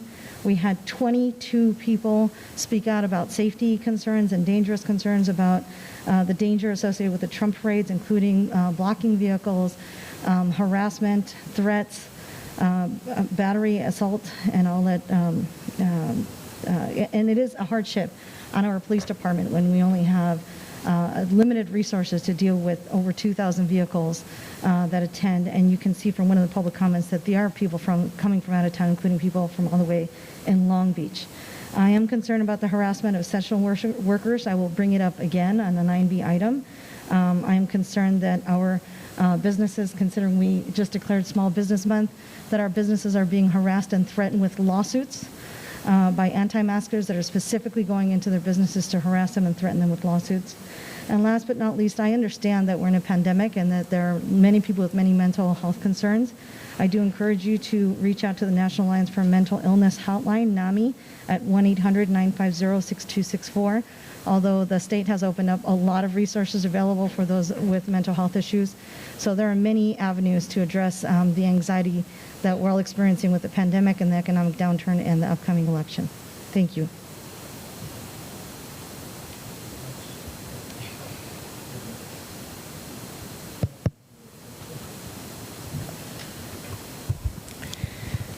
I believe my character was impugned a bit as well. I'll just be brief. It's interesting that we got complaints about the Trump rally, so I chose to go view it to see what they were complaining about. And by standing on the sidewalk, I am now guilty of being a Nazi and being intolerant and being vilified. And so I find that offensive that I stood there for 15 minutes and watched the cars to see if they were breaking the law. And where I was standing on Cochrane, I observed they stopped at the stoplights, they honked, they waved, but there was no breaking the law. So I just want to be very clear that that was my participation that I'm being vilified for. But what I really want to do with my time actually is I met a mother, and she said that her daughter wrote a letter in and really wanted the city council members to hear it, wanted to be part of it. She didn't know it needed to be here before noon. I got 2 copies, one from the mother, one from the daughter. And she said, this is in the daughter's own handwriting. This is 250 words. I would really appreciate if you would read this at the meeting on Monday, November 2nd. So I'm going to use my time to read the letter that came before noon, if I might. Dear City Council, hello, this is Haley Ring. I'm 15 years old. I've been on almost all the Saturday cruises. I wanted to tell you a couple things about this cruise. This cruise was started because of COVID-19 and people were stuck in quarantine. So this gave people something to do to get out of their houses and do something. Personally, this cruise really helped me because, of course, I'm doing online school and I can't really see many of my friends or go out. So having this cruise gave me a reason to get out and also be able to meet new people and hang out with my family as well. When I went to the Borderline Memorial Cruise, I couldn't stop saying, this is amazing, this is amazing. And that cruise was to honor the 12 victims in the Borderline shooting. I think the police in the cruise volunteered, and yes, there were a lot of people because this was a very special cruise. I personally didn't like that there were political flags at the Borderline cruise, but that shows the First Amendment right, which is freedom of speech. So that is why people flew those flags. The flag with the guns is for the Second Amendment right, which is the right to bear arms. After almost every cruise, we go to Burger Express for dinner because it is a small business. They are not very well known, and we like to support them.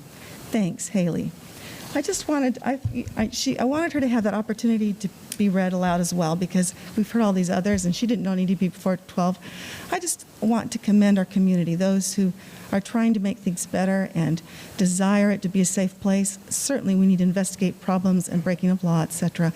But I do want to commend those who are trying to make a difference and celebrate and do what they can to safely be part of this community with this crazy COVID time going on. And so just wanted to share Haley's comments, and those are my comments. Thank you.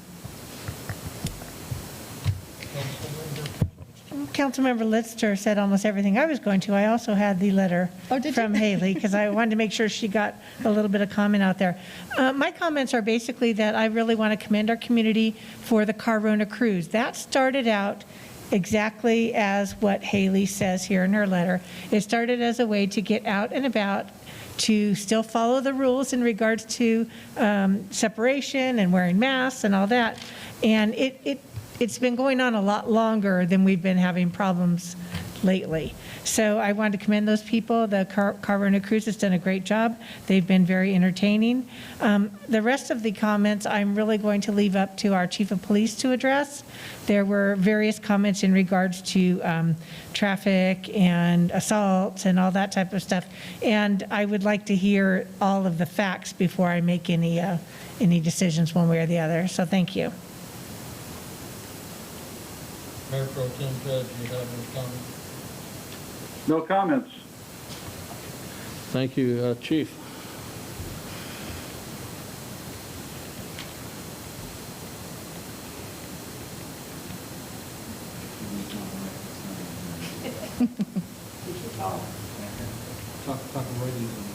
Okay, can you hear me there? Okay? It's green. Okay. So I just want to address some of the concerns that were expressed at public comment. Number one, there were 2,000 cars, 2,000 plus cars that came out. I had 8 officers to handle 2,000 cars. So a lot of the complaints are coming to us that we're not enforcing traffic. Well, I got to tell you, if I have 8 officers and they all make 8 traffic stops, that leaves 2,000, plus or less minus cars still out there committing violations. So we can't catch everybody. We did stop cars. We did issue violations. There was a couple points where different individuals in the parade were hit by golf balls that we had to address. There were other cars weaving in and out that we had to address. So we can only do so much with the resources that we have. We recognize the issues that this is causing for the businesses. So today, Officer Coulter went out to contact all the business owners there, and we're going to try to come up with a way to address this if this is continuing in terms of how we can help that.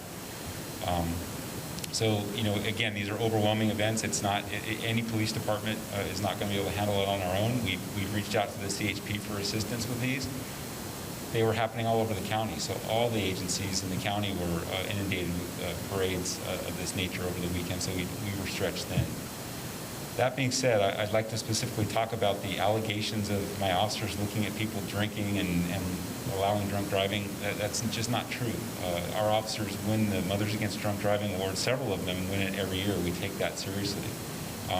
There was a reported assault. There was some miscommunication in terms of how that took place.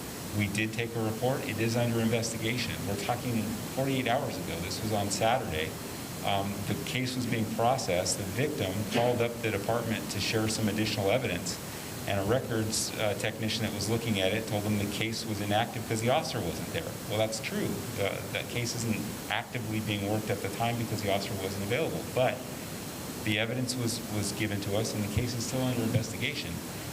What bothers me, what bothers me about the comments that are being made, and I do understand the frustration, and I do appreciate people bringing these things to light, is that they're naming names of people that they're accusing of crimes, and now that's public information, and now they've actually hindered our ability to investigate this case, because in this country, people are innocent until proven guilty.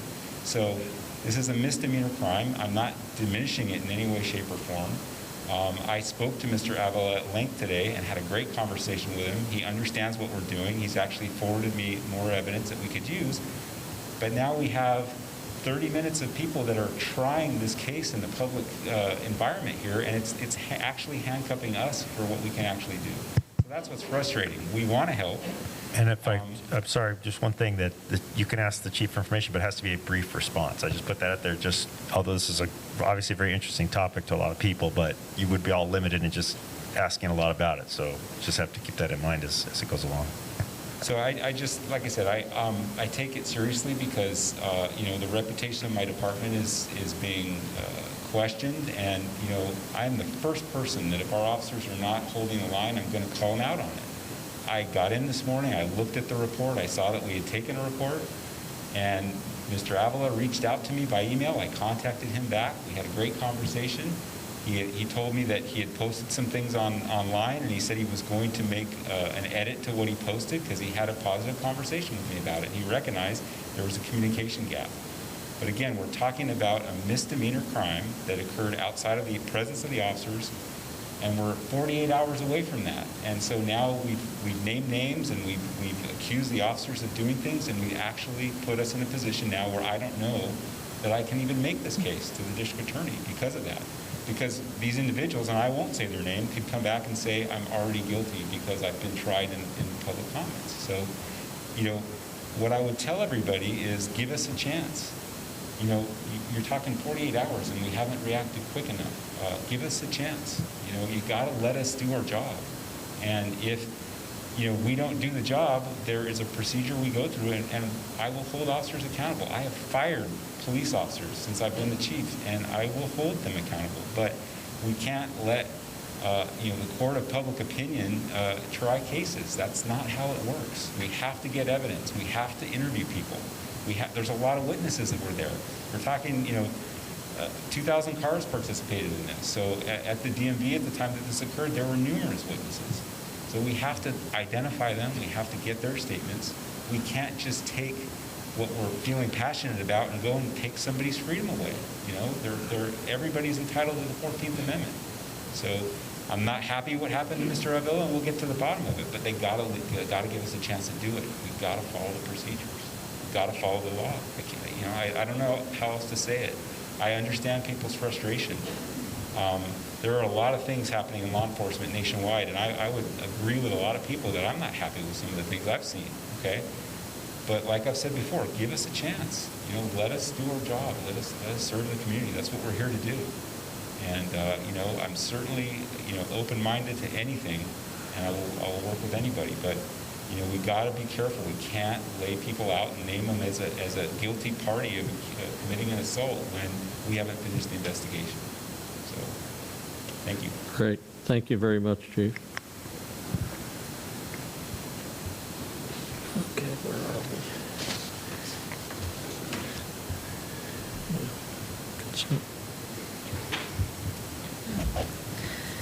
Mr. Mayor, members of the City Council, next item on the agenda is the consent calendar, and there is one resolution for consideration, consent item number 4.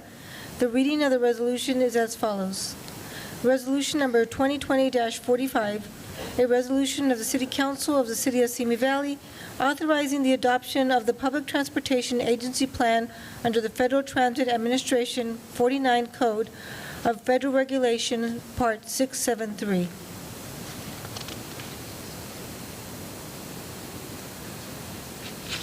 Okay.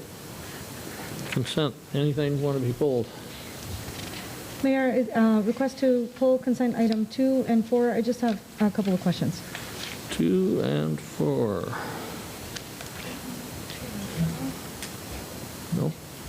Yeah. No? Mr. Mayor? Okay. Mr. Mayor, then I would move 1 and 3, or is that the ones that don't want to be heard? Is if we move those, be passed? I'll second. Okay, motion is second to go 1 and 3. Call for the Judge votes vote. yes.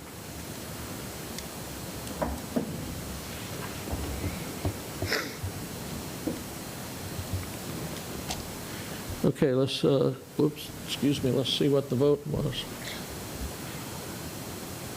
For consent item 1 and 3, motion passes unanimously. Okay, questions on 2? I'll wait for Mr. Fujiwaki to come and talk to the dais. Yes,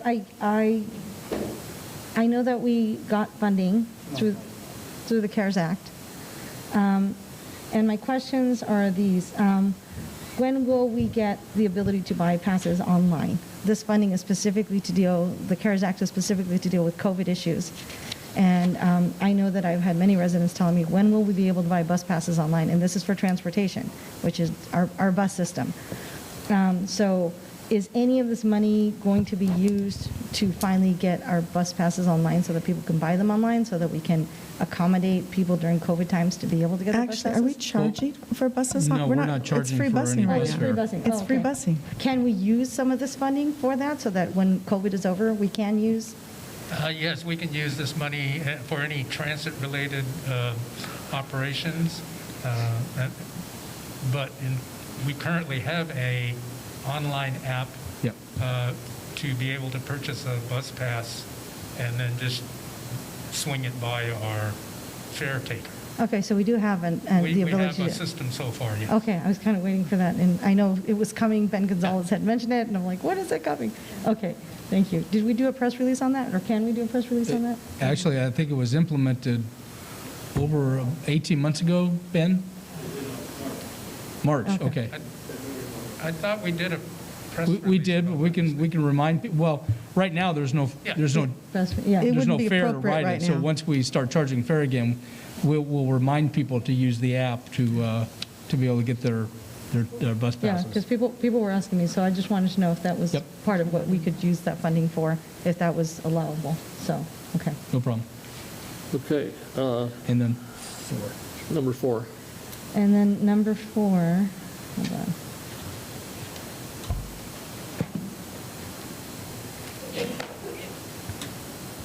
Sorry. Oh, it's just a basic question. It said that we are not a large plan because we have less than 100 buses running. I'm looking at page 10 of the report for the transportation services. So I'm just curious, how many buses do we have running right now? Like, how many buses do we have running at a time? We currently run 12 to 14 buses on 3 different routes throughout the city. Okay. Plus, we have another, I can't remember, how many vans? 12. We also have 12 vans, the ADA paratransit vans, which are the on-call system. So would For that be seniors. would that be included in the one, you know how they say that if you have 100 buses or more, that would be considered, large, so that would be different. If we had more than 100, so that would be considered part of the vehicle. So it would be like the 14 plus the 12 would be the 26 vehicles that we have running at a time? Yes, I think, but this relates to, I believe, the transit systems with 100 or less actual buses. Okay. Yeah. No, that's why I'm asking. Yeah. How long have we had, I'm just trying to gauge, because our city has grown significantly in the past 40 years, so I'm just trying to gauge if we would ever get to that point where we'd have more than 100 vehicles, like how many buses are we running now compared to how many buses do other cities of our size typically run? we will never get to 100 buses, I can tell you that. Yeah. I'm just curious, that's why I wanted to know. 'cause- I didn't want to be that negative. I'll take that one. We'll never get there. Okay, I'm just curious, okay. That's it, that's all my questions. I'd like to ask just a quick question. This was about the safety report that we do annually, et cetera. Do safety concerns actually include route labeling, communications? Is that a part of safety? For instance, the signage that we put at the bus stops itself, is that in any way tied to safety or deemed an issue in that? I think the actual signs that describe the route and where the stops are, I don't know that that would be considered a safety. So that's why. So it would not be part of this report then in any way. It's more related to like a risk Functionality? management program, Okay, steps you have to take to ensure safety. fair enough. Okay, thank you. Okay. A motion for 2 and 4.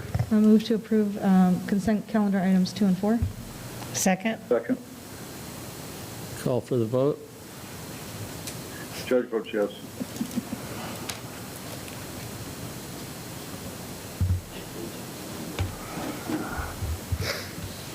The motion passes unanimously.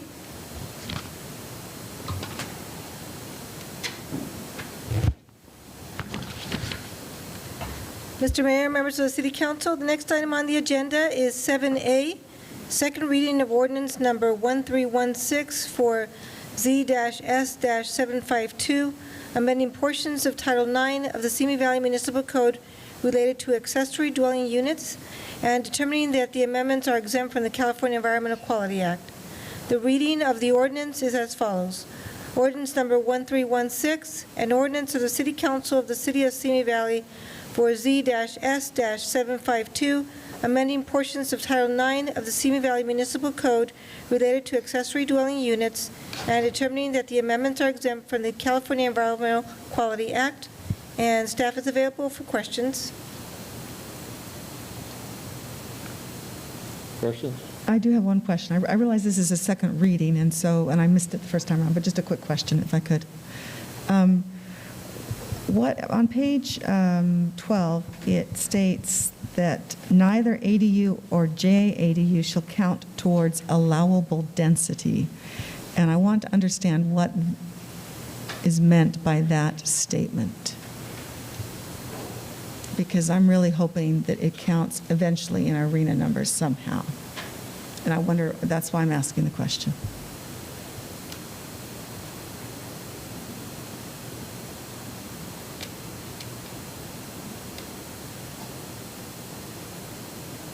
Who's at the table?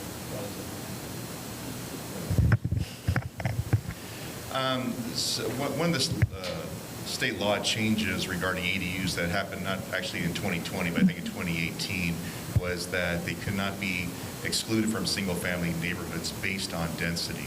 So the fact that now we allow both ADUs and JDUs and the single-family residents, depending on the size of the parcel, the density numbers could be, potentially very high. So one of the requirements was that cities could not deny ADUs, JDUs if there's a density question based on lot area, lot size, and the type of zoning. So when it says doesn't count towards allowable density, in other words, it won't affect the actual zoning? No, the zoning stays the same. It kind of basically establishes a floor where everyone can have a single-family residence, Sure. an ADU, and a JDU, and density cannot be used as a factor to deny them. Okay, but that doesn't, okay, fair enough, but it doesn't necessarily speak to whether or not that can be used then for arena numbers, or does it? So in your mind? What we discussed, I think at the last meeting, was we can count these towards the moderate category if they are in certain census tracts, if they're low income, or I think that was basically the answer we got. Okay, fair enough. Thank you, appreciate it. Mayor, I move to adopt ordinance number 1316. Second. Motion is second. Call for the vote. Judge votes yes.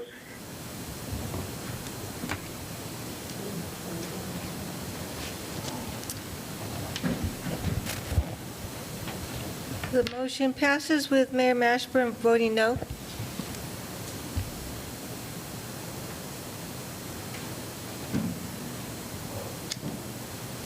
Mr. Mayor, members of the City Council, the next item on the agenda is item 7B, adoption of a resolution revising employee benefits for management designated employees. The reading of the resolution is as follows.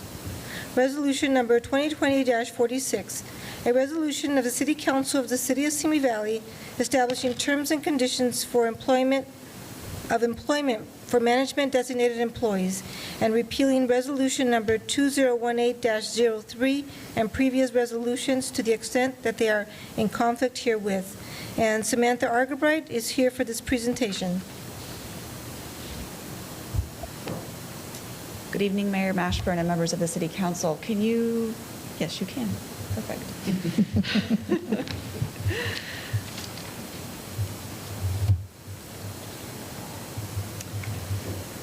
The item before you is the adoption of the resolution revising employee benefits for management designated employees. You last considered this item during the October 19th meeting. The city's employees are divided into the following 4 groups for labor relations purposes: general unit employees, police unit employees, police management employees, and management designated employees. Management designated employees are not represented by an employee organization. While management designated employees are not formally represented, staff meets with representatives from each department to better understand interests of employees and to share the city's financial forecasts, as we did with each formal bargaining unit. It should be noted that management employees did not receive any salary or PERSable increases in this one-year agreement. There are 2 main areas of focus for the resolution: 401k and health care. To review the agreement, please direct your attention to the slides on the screen. This is a 1-year agreement with no salary increases for the term of the agreement and no PERSable increases to the city. With relation to the 401k benefits that are proposed, effective November 13th, 2020, the city would contribute an additional match of up to $14.17 per month to each employee's voluntary contribution, up to a total of $200 per month. And effective also on November 13th, 2020, cities shall make a one-time contribution of $300 to participating employees' 401k accounts. With regard to health care, it should be noted that for the 2021 medical plan year, management employees could pay up to an additional $555 per month, depending on the medical plan they chose to enroll in.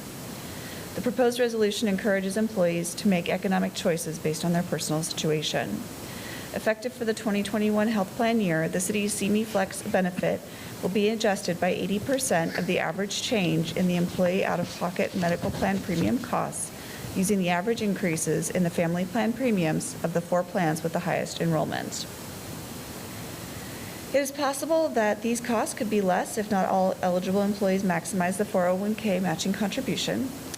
And in addition to that, you can go back. The total compensation that is proposed is 0.73 total compensation, or a little over $143,000. In summary, the agreement before you is a 1-year agreement with no salary or PERSable increases to the city. Additionally, employees are encouraged to make economic choices related to their health care. And previously on October 19th, the City Council had considered the item to allow for public comment. However, we did not receive any public comment related to the management benefits recommendations. I'm available for questions. Oh, and one last thing. As part of state law, Government Code 54953C3 requires that the City Council orally report in open session a summary of the salary schedules, and compensation in the form of benefits for local agency executives before the council can take final action on such an item. Local agency executives are defined as the chief executive officer, a deputy or assistant executive officer, a department head, or a person employed pursuant to an employment agreement. Therefore, should the council move to adopt this item, during the motion, an oral report is included, which will need to be read in its entirety by the council member who makes the motion. Now, that concludes staff's presentation, and I'm available for questions. Mayor, if Yes. I may? I just want to clarify, or verify, shall I say, on page 10, where it talks about the effective for the January 1st, 2021 plan year, the city's contribution to the flexible benefit plan will be increased if necessary by an amount equal to 80% of any premium increase in the average of the 4 medical insurance plans with the highest enrollment above the existing 2020 premiums. So it's based on the 2020 premiums. Is that correct? It's based on, yes. So the increase from 2020 to 2021, if at that 80%, if every city and management employee chose like the highest level, it would not exceed the $143,000? I think that it would. No. Yeah, there was not that substantial of a change, and no, it would not be anticipated that it would exceed Okay, 100. that's what I want to make sure, because I saw that the total comp is 0.73, and I didn't know if that accounted, that's probably not going to happen, but, because most people just stay with the plan they already have, but if it did, and people said, I'm just going to go for, the highest plan, what that difference is in the 80%, that is covered by the city, I just want to make sure that falls within the 0.73 total comp package. Yes. I'll also note that the estimate also includes positions that are not currently filled. It is all management positions. Not all management positions are filled. So it will absolutely fall below the 143. Okay, thank you. Would you like me to move? Sure. I move to adopt a resolution approving revisions related to employee benefits for management-designated employees. In accordance with Government Code Section 3511.1, a summary of these benefits for the various positions identified below is reported as follows. For the positions of city manager, city attorney, assistant city manager, deputy city manager, city clerk, chief of police, public works director, administrative services director, environmental services director, and community services director, revisions to their CME Flex calculation and 401k are as follows. Effective for the 2021 medical plan year, the CME Flex benefit will be adjusted by 80% of the average change in the employee out-of-pocket medical plan premium costs using the average increases in the family plan premiums of the 4 medical plans with the highest enrollment.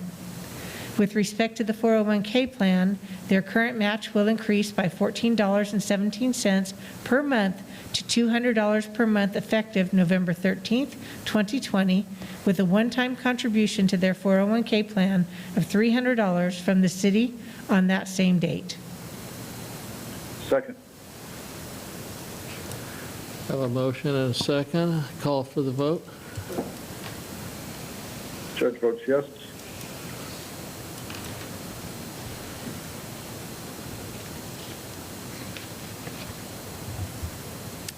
The motion passes unanimously.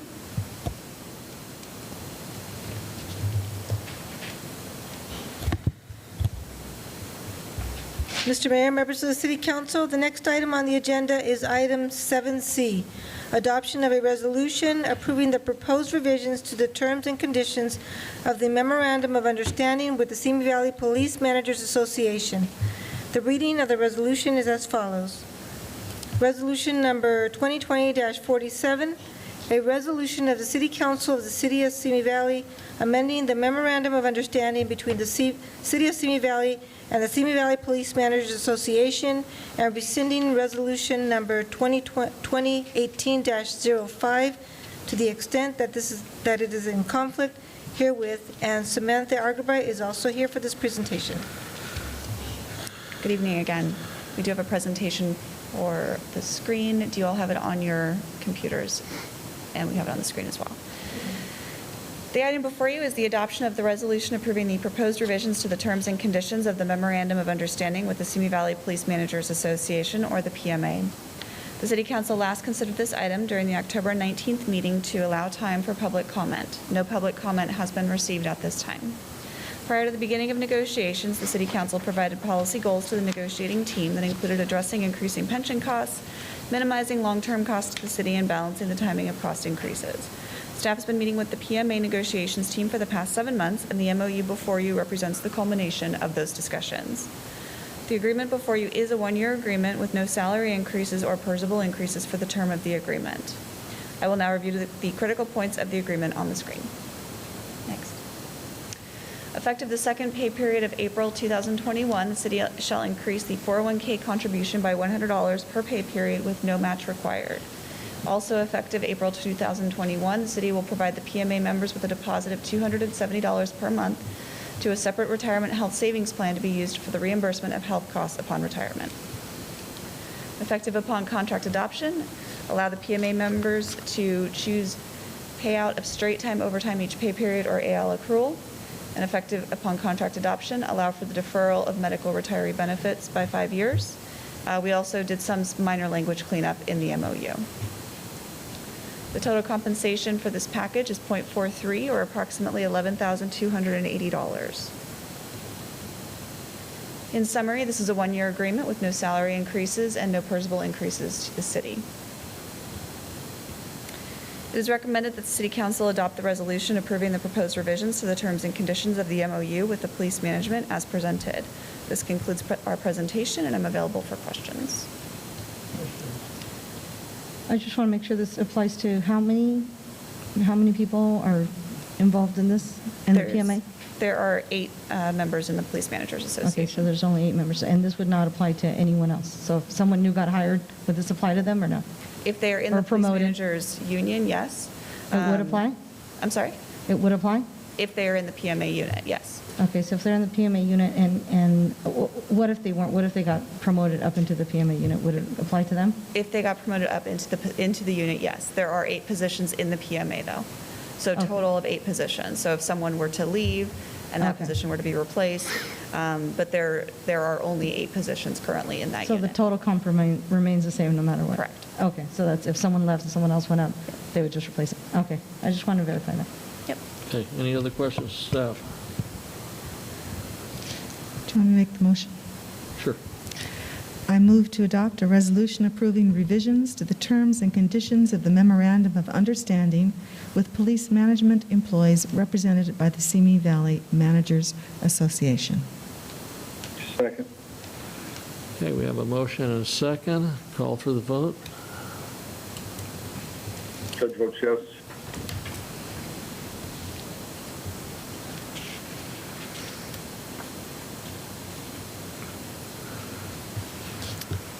The motion passes unanimously. Thank you.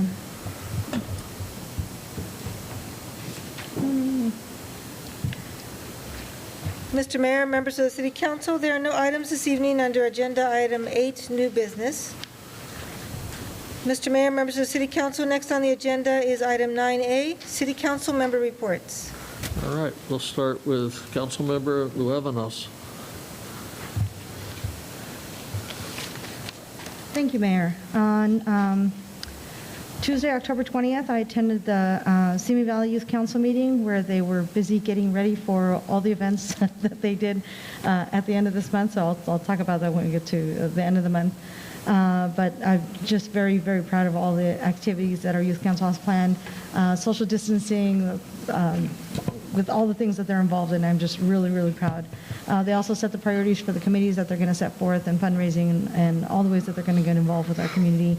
They also talked about vaping, and that's something that they're going to bring forth, the vaping ordinance that they're asking us to consider as a city council. And to me, I'm very proud because that's what that was the intended purpose of Youth Council, was for them to influence policy that we make and give us policy recommendations as a city council. So I'm really excited to see them doing the work that they were always intended to do. So I'm really excited about that. On Wednesday, October 21st, I'm sure everyone participated in the Ventura County elected officials COVID-19 calls. And as you can see, we moved a tier and we're reopening lots of things in the community. Wednesday, October 21st, RSRPD had the Unity Day where they encouraged everyone to wear orange, and the Youth Council also participated in that, and to wear orange in remembrance of kindness, acceptance, and inclusion. And there was stuff on the social media for Youth Council and RSRPD, so it was really nice to see that. On Thursday, October 22nd, I was actually at the National Council session for California Central Coast for Girl Scouts with my daughter virtually, so that was really fun to see them making policy changes with the Girl Scouts. On Wednesday, October 28th, was the Simi Valley Police Department Forum, but I did not watch it until the following day, so I watched the recording. I was really glad, and thank you, Chief Livingstone, for putting that together and opening the lines of communication between our community and presenting what the training is that our police officers go through and allowing people to ask questions. And my understanding is that it's the first in a series of conversations that will be had. So if you didn't get a chance to participate in that forum, there will be more of those forums with our police department.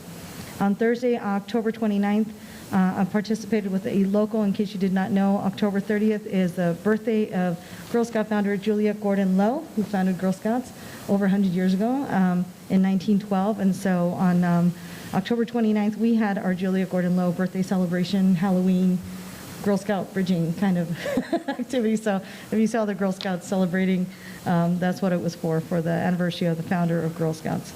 On Friday, October 30th, the Youth Council did an escape room, which was really fun. Again, I am really, really proud of the Youth Council for offering all these online activities for those who, are right now dealing with the anxiety of COVID and all these things. And I do encourage you to get involved. Follow Youth Council on social media, Instagram. They had a really good time with the escape room. And then on Saturday, October 31st, the Youth Council, again, volunteered and partnered up with RSRPD for the Halloween drive-through that they had at one of the local parks. And again, I was really proud of them for the work that they do. They really serve our community. They really understand the concept of public servants. So I'm really, really excited for the Youth Council. And then yesterday, Sunday, November 1st, I attended the Simi Valley Historical Society Day of the Dead observance at Strathern Historical Park. And it was done very well. We did not have all the vendors and baile folklorico that we usually have, but they did have all the altars, the community altars, including those for our fallen veterans, docents that had died. They had one that was just for docents who had passed on at Strathern Historical Park, and they offered tours, and everyone was social distance and wearing masks, and it was just, I was glad to still have it. I know for many of us who have lost loved ones, this year has been a particularly difficult year, but especially even for the 231,000 people that we have lost due to COVID in this country, and the 1.2 million people that have died around the world due to COVID. This was an especially important holiday to remember the lives of those who were lost. And yesterday and today are Day of the Dead. And our Simi Valley Cultural Arts Center also had a webinar for Day of the Dead. And it was a wonderful event online. I was really glad to see the Simi Valley Cultural Arts Center doing this event. They had Sara Mogul and the Ballet Folklorico Cielito Lindo. And oh my gosh, they made pan dulce, they made sugar skulls, they explained what the altars were, how to set one up. They had Ballet Folklorico, they had Aztec dancers, and it was just a phenomenal multicultural event. Everything that I imagined for the Simi Valley Cultural Arts Center. So I was really, really excited to see that webinar. I believe they recorded it. David Yoshitomi did a wonderful job putting this together.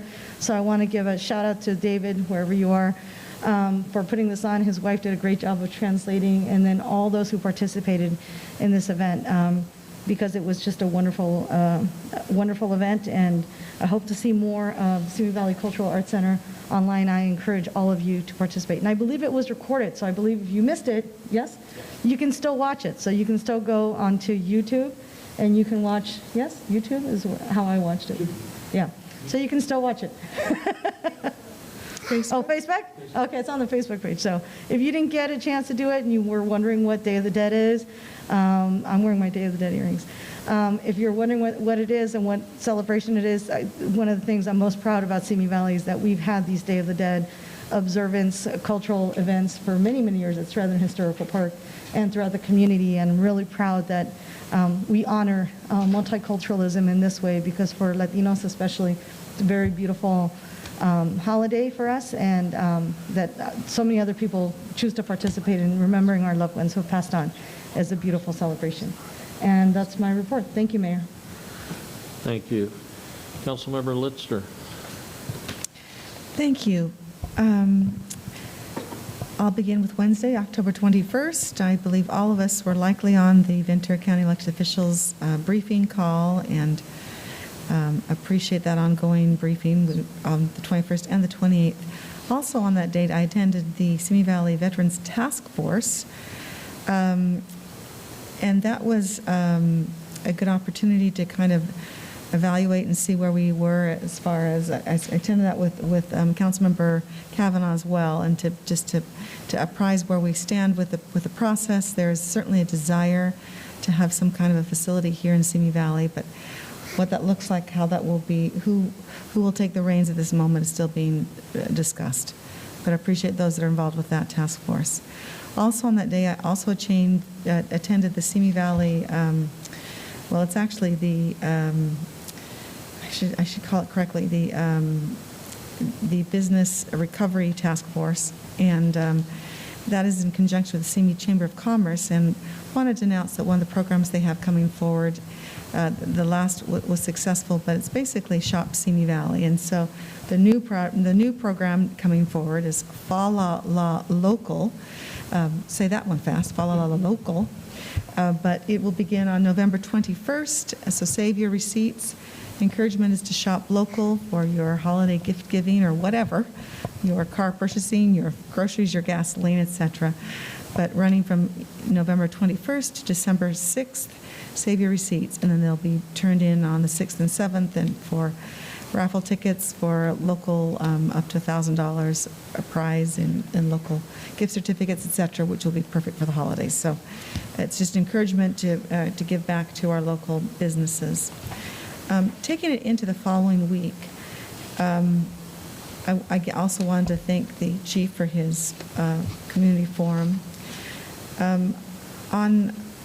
On how I also wanted to actually reach out and express my appreciation to the community members and the way that I saw Halloween was celebrated, observed safely, and I appreciated the efforts, for instance, of Joe McCorkle and Toyota, who put on a lovely, open to the entire public, distanced, safe opportunity for the children to still celebrate the holiday, but do so in a safe manner. And I walked with grandkids in the area, not intending to trick or treat, just to kind of enjoy the Halloween sights. And we did observe, we actually had a few houses, people were so creative. The gentleman that had the 6-foot-plus gutter ramp for shooting candy down for children, and there were some that had candy staked in their yard so that there was no interaction whatsoever. I just thought that the spirit of giving and kindness and interacting was there with the desire to be safe. And so I wanted to commend our residents for really trying to be in that vein and think of others. And thank you, Councilmember Lovnos, for mentioning some of the wonderful events that were held with the Day of Dead observance. I very much appreciate that.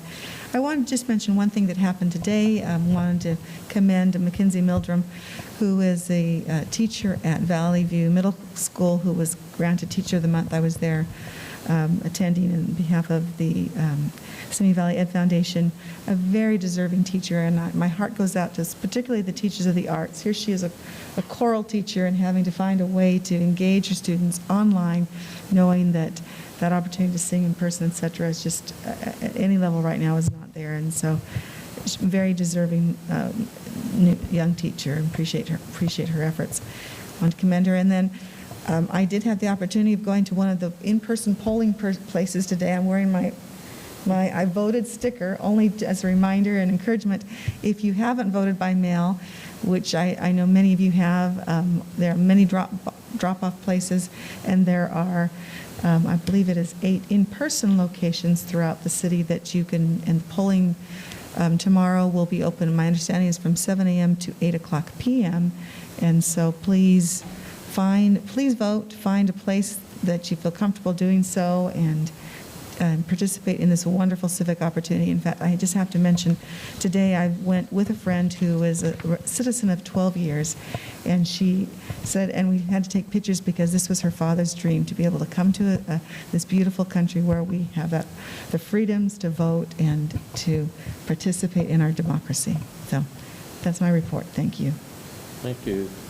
Councilmember Kavanaugh. Thank you, Mr. Mayor. I also attended the elected official calls on our Wednesdays at 10:30. The calls are getting shorter, which is good. That means there's not as many problems going on. The county pretty much has everything under control, all their different Great Plates program and their room key and all that. So they've done a great job on the county level. I also attended the Simi Valley Veterans Task Force with Councilmember Litzter. And one of the concerns that came up is currently our assembly person, her district director is addressing that, and our assembly person will be stepping down. So I'm sure whoever's elected to that position will continue it. That kind of came up as the conversation, one of the things. And I said, I'm sure any elected on this call will make sure that we continue to move forward with that. But one of the things we did notice in that is everywhere that we researched, the county has a lot to do with veterans building and such. So that might be a difficult area for us to get the county to agree to, right? We're going, yes. But I think that's something we're going to have to really continue to look at moving forward with that. It's important to our veterans. We have multiple veterans groups here in town, and the key is going to get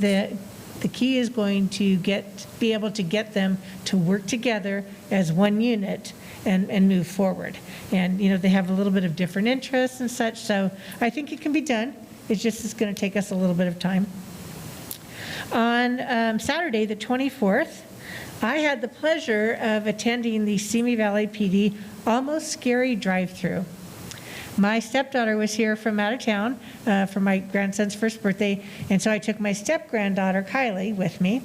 And that girl can talk, luckily, because we were in line for about an hour and 10 minutes, and she kept me entertained the entire time. But we enjoyed it so much. The PD had it very organized. The turnout, I think, was huge compared to what they really thought. But it was very organized, how you drove in, how they put us into little groups, and then you went back out. It was done very well. I commend all of the officers that were there. The Simi Valley Police Foundation did donate money for them to purchase a lot of the displays and such. And then at the end, Kylie was so excited, she got a bag of candy all to herself. She didn't have to share it with her brother because he was too scared to go. So that was a lot of fun. So we really enjoyed that. So please let them know they did a great job. I recognized a couple of them, but some of them, it was really hard to figure out who it was. And then I didn't really it's been busy this week. It was month end for my work job, but I did want to just commend a lot of the people for the Halloween decorations that were out. One of Simi's own finest, Delora and Jim, had dancing skeletons in their yard. So that was great. And then I know some friends of ours, the Gervins, did really great on their yard. And then just driving around, you could see how well people really did for the community and for the kids. I was at my daughter's, and we did have a few trick-or-treaters per se, but everyone was very conscious of wearing their masks at all times and having their candy spaced out. And I really think Simi Valley did a good job on that. So that's all from me, Mr. Mayor. Thank you. Mayor Pro Tem Judge, your report. There you go. Got it off mute. My report's going to be pretty short. I did attend, at least partially, the elected's calls for the COVID briefings. I am glad that we are in the tier we're in. I'm looking forward to moving to the next tier. I'm still concerned as to why the state has not considered our bowling alleys to be open, other businesses such as those. I spent most of the last 2 weeks going from business to business trying to talk to people. There's some good news because a lot of people are interested in Madeira up there on the corner of Madeira and Cochrane. They are moving along, and their opening is forthcoming. They would like, and I would also like to see some of these restrictions move so that they can open up with more confidence. Other than that, our restaurants are happy to have their 25%. I look forward to our moving into the orange tier and giving them some more leeway. Other than that, my report's going to be very short, Mr. Mayor, because that's about all I have to talk about. Thank you. Thank you.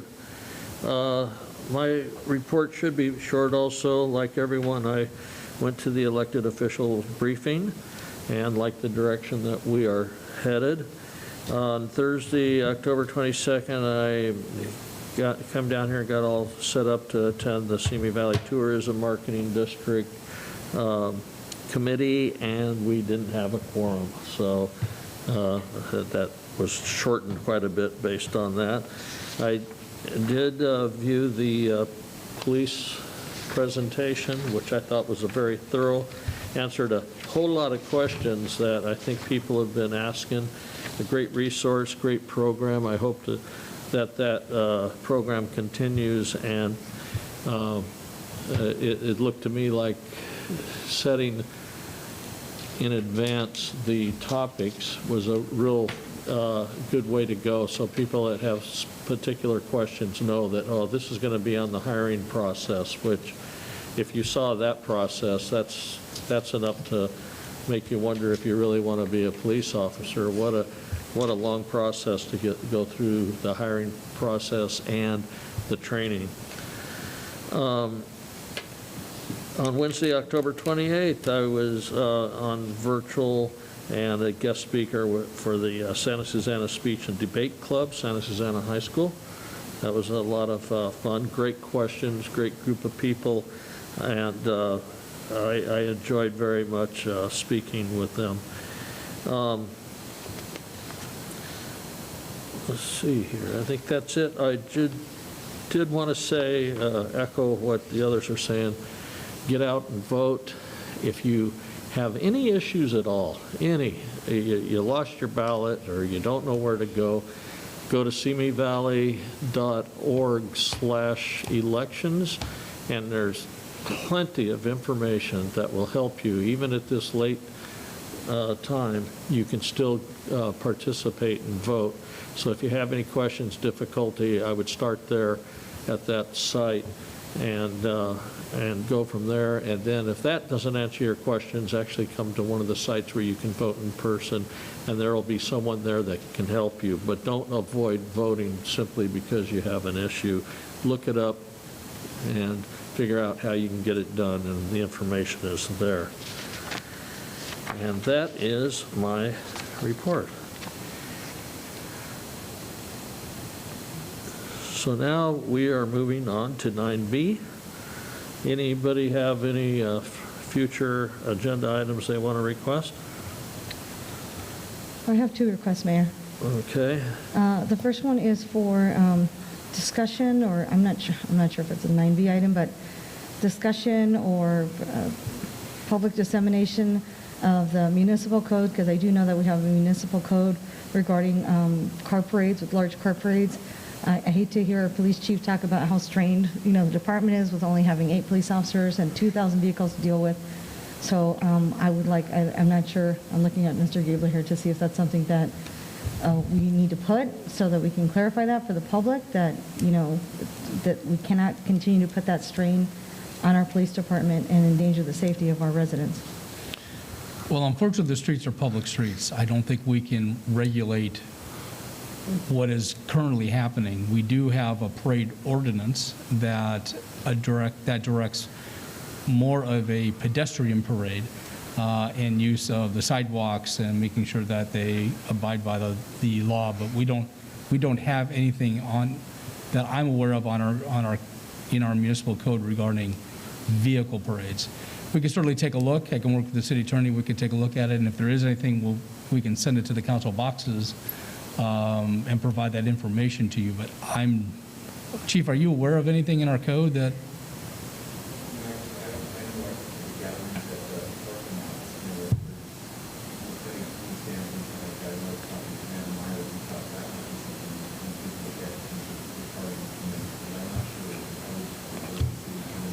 Yeah, I mean, that we can work with the health department on that issue. But in terms of vehicles driving on the street, it's not illegal. They're public streets. I'm just trying to avoid liability of the city. Sure. And I think, we've, the chief and his department have had contact with what we believe is perhaps an organizer involved in it. We're going to be reaching out and having further discussion. And we've talked about a plan to alleviate some of the issues that I think we're having. Unfortunately, we can't control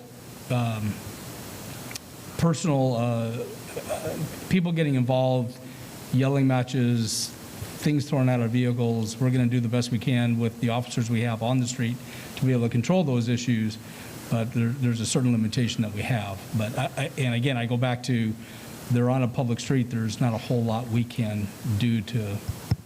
And we could definitely send the current parade ordinances to the council just so you have them. Yeah, I think we should do that anyway. Dig that up and, send it to you. And there's certain exceptions and a lot of things to look at in there. So there is an ordinance on parades in general, and we could easily send that out just to start that dialogue. Okay, then I guess that would be my 9B request is. Sure. After we get that, if we would consider a 9B, or looking at or revisiting our ordinances with regard to that. Because if we have people coming from Long Beach and who knows where else to our city and they're having that much of an impact on our police department, I don't think that's fair to our police department. So I guess that's my request. So I guess I'll make the request after we get the information to see if we can get that. We'll send that to you guys. My second request is for, again, something that was mentioned in public comment, and I will ask thrice. Protection of our local businesses that are being harassed by anti-maskers.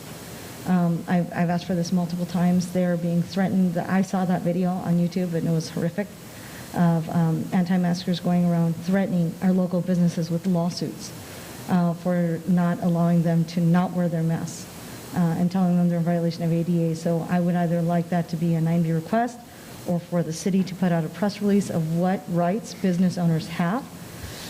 Because I do not like seeing our local business owners being harassed and threatened with lawsuits by people who have been trained in our own city on how to circumvent the laws. Our businesses are struggling as it is, and I don't want them to have to go through this as well. It's just utterly unfair to our local businesses. Yeah, we'd be more than happy to put out a press release and put out information regarding the mask requirements. It's really unfortunate. Now, I have not seen the YouTube video. It's very unfortunate they did not call the police department. We would have responded and more than happy to help the business escort the person out of the business if they weren't willing to comply. And again, I would, if in doubt, please call the police department. They will be there. But we more than happy, I look at our PIO, we're more than happy to put information out there regarding the requirements. We can work with the chamber, have them blast it out to their members so they're aware of what the requirements are.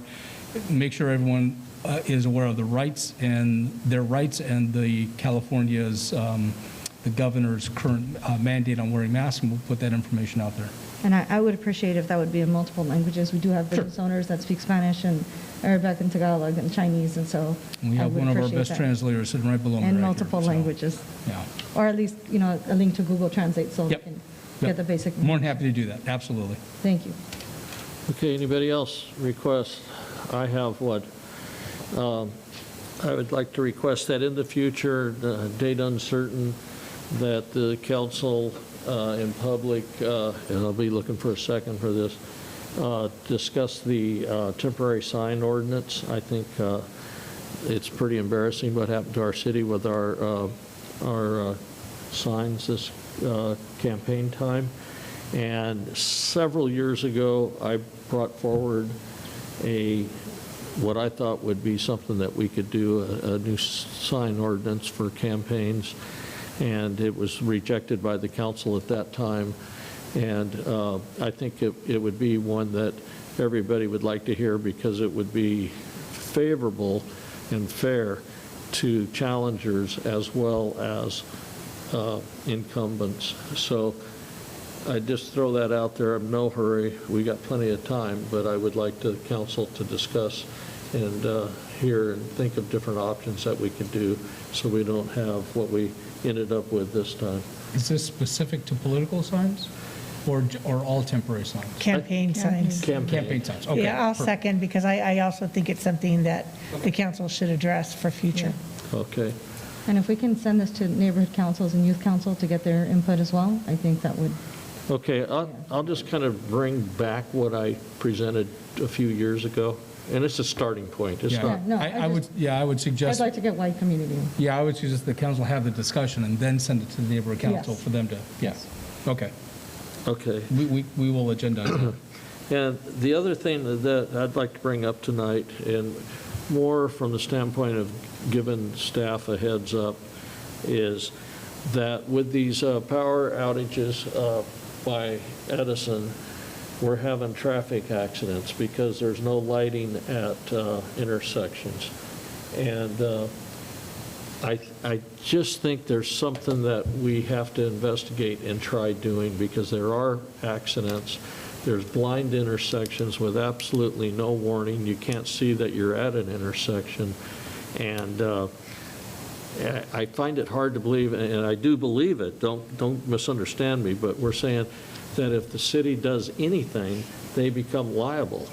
Well, I would think, boy, if they do nothing, you'd be liable also, which isn't the case. But at some point, we need a solution. We're hurting people and potentially going to have fatalities if we don't do something And about it. I would definitely second that. I was just having that discussion with someone recently, so Okay. happy to. And Mayor, I thank you for bringing, I had brought up this issue previously in previous city council meeting about having some sort of backup emergency lighting specifically because of these PSPS events. Yes. So thank you for bringing it back up. And You got it.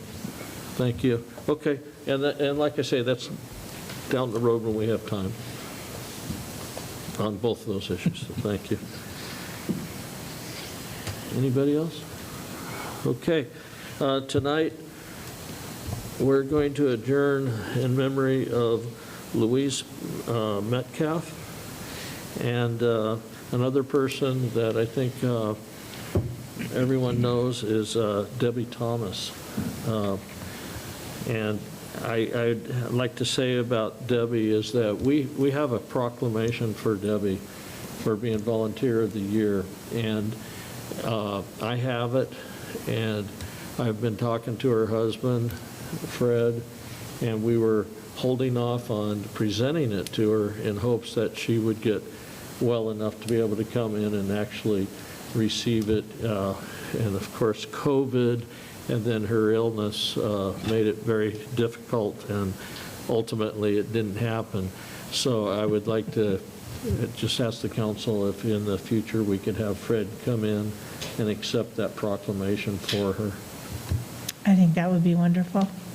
I do know that Debbie was a founding member of the Simi Valley Seroptimists International here, and they are taking donations in her name for their women awards. I can't remember what it live. I think it's for single women who are raising children who need financial aid to help them get better educated and get better jobs. So that's another worthwhile event for that. Okay.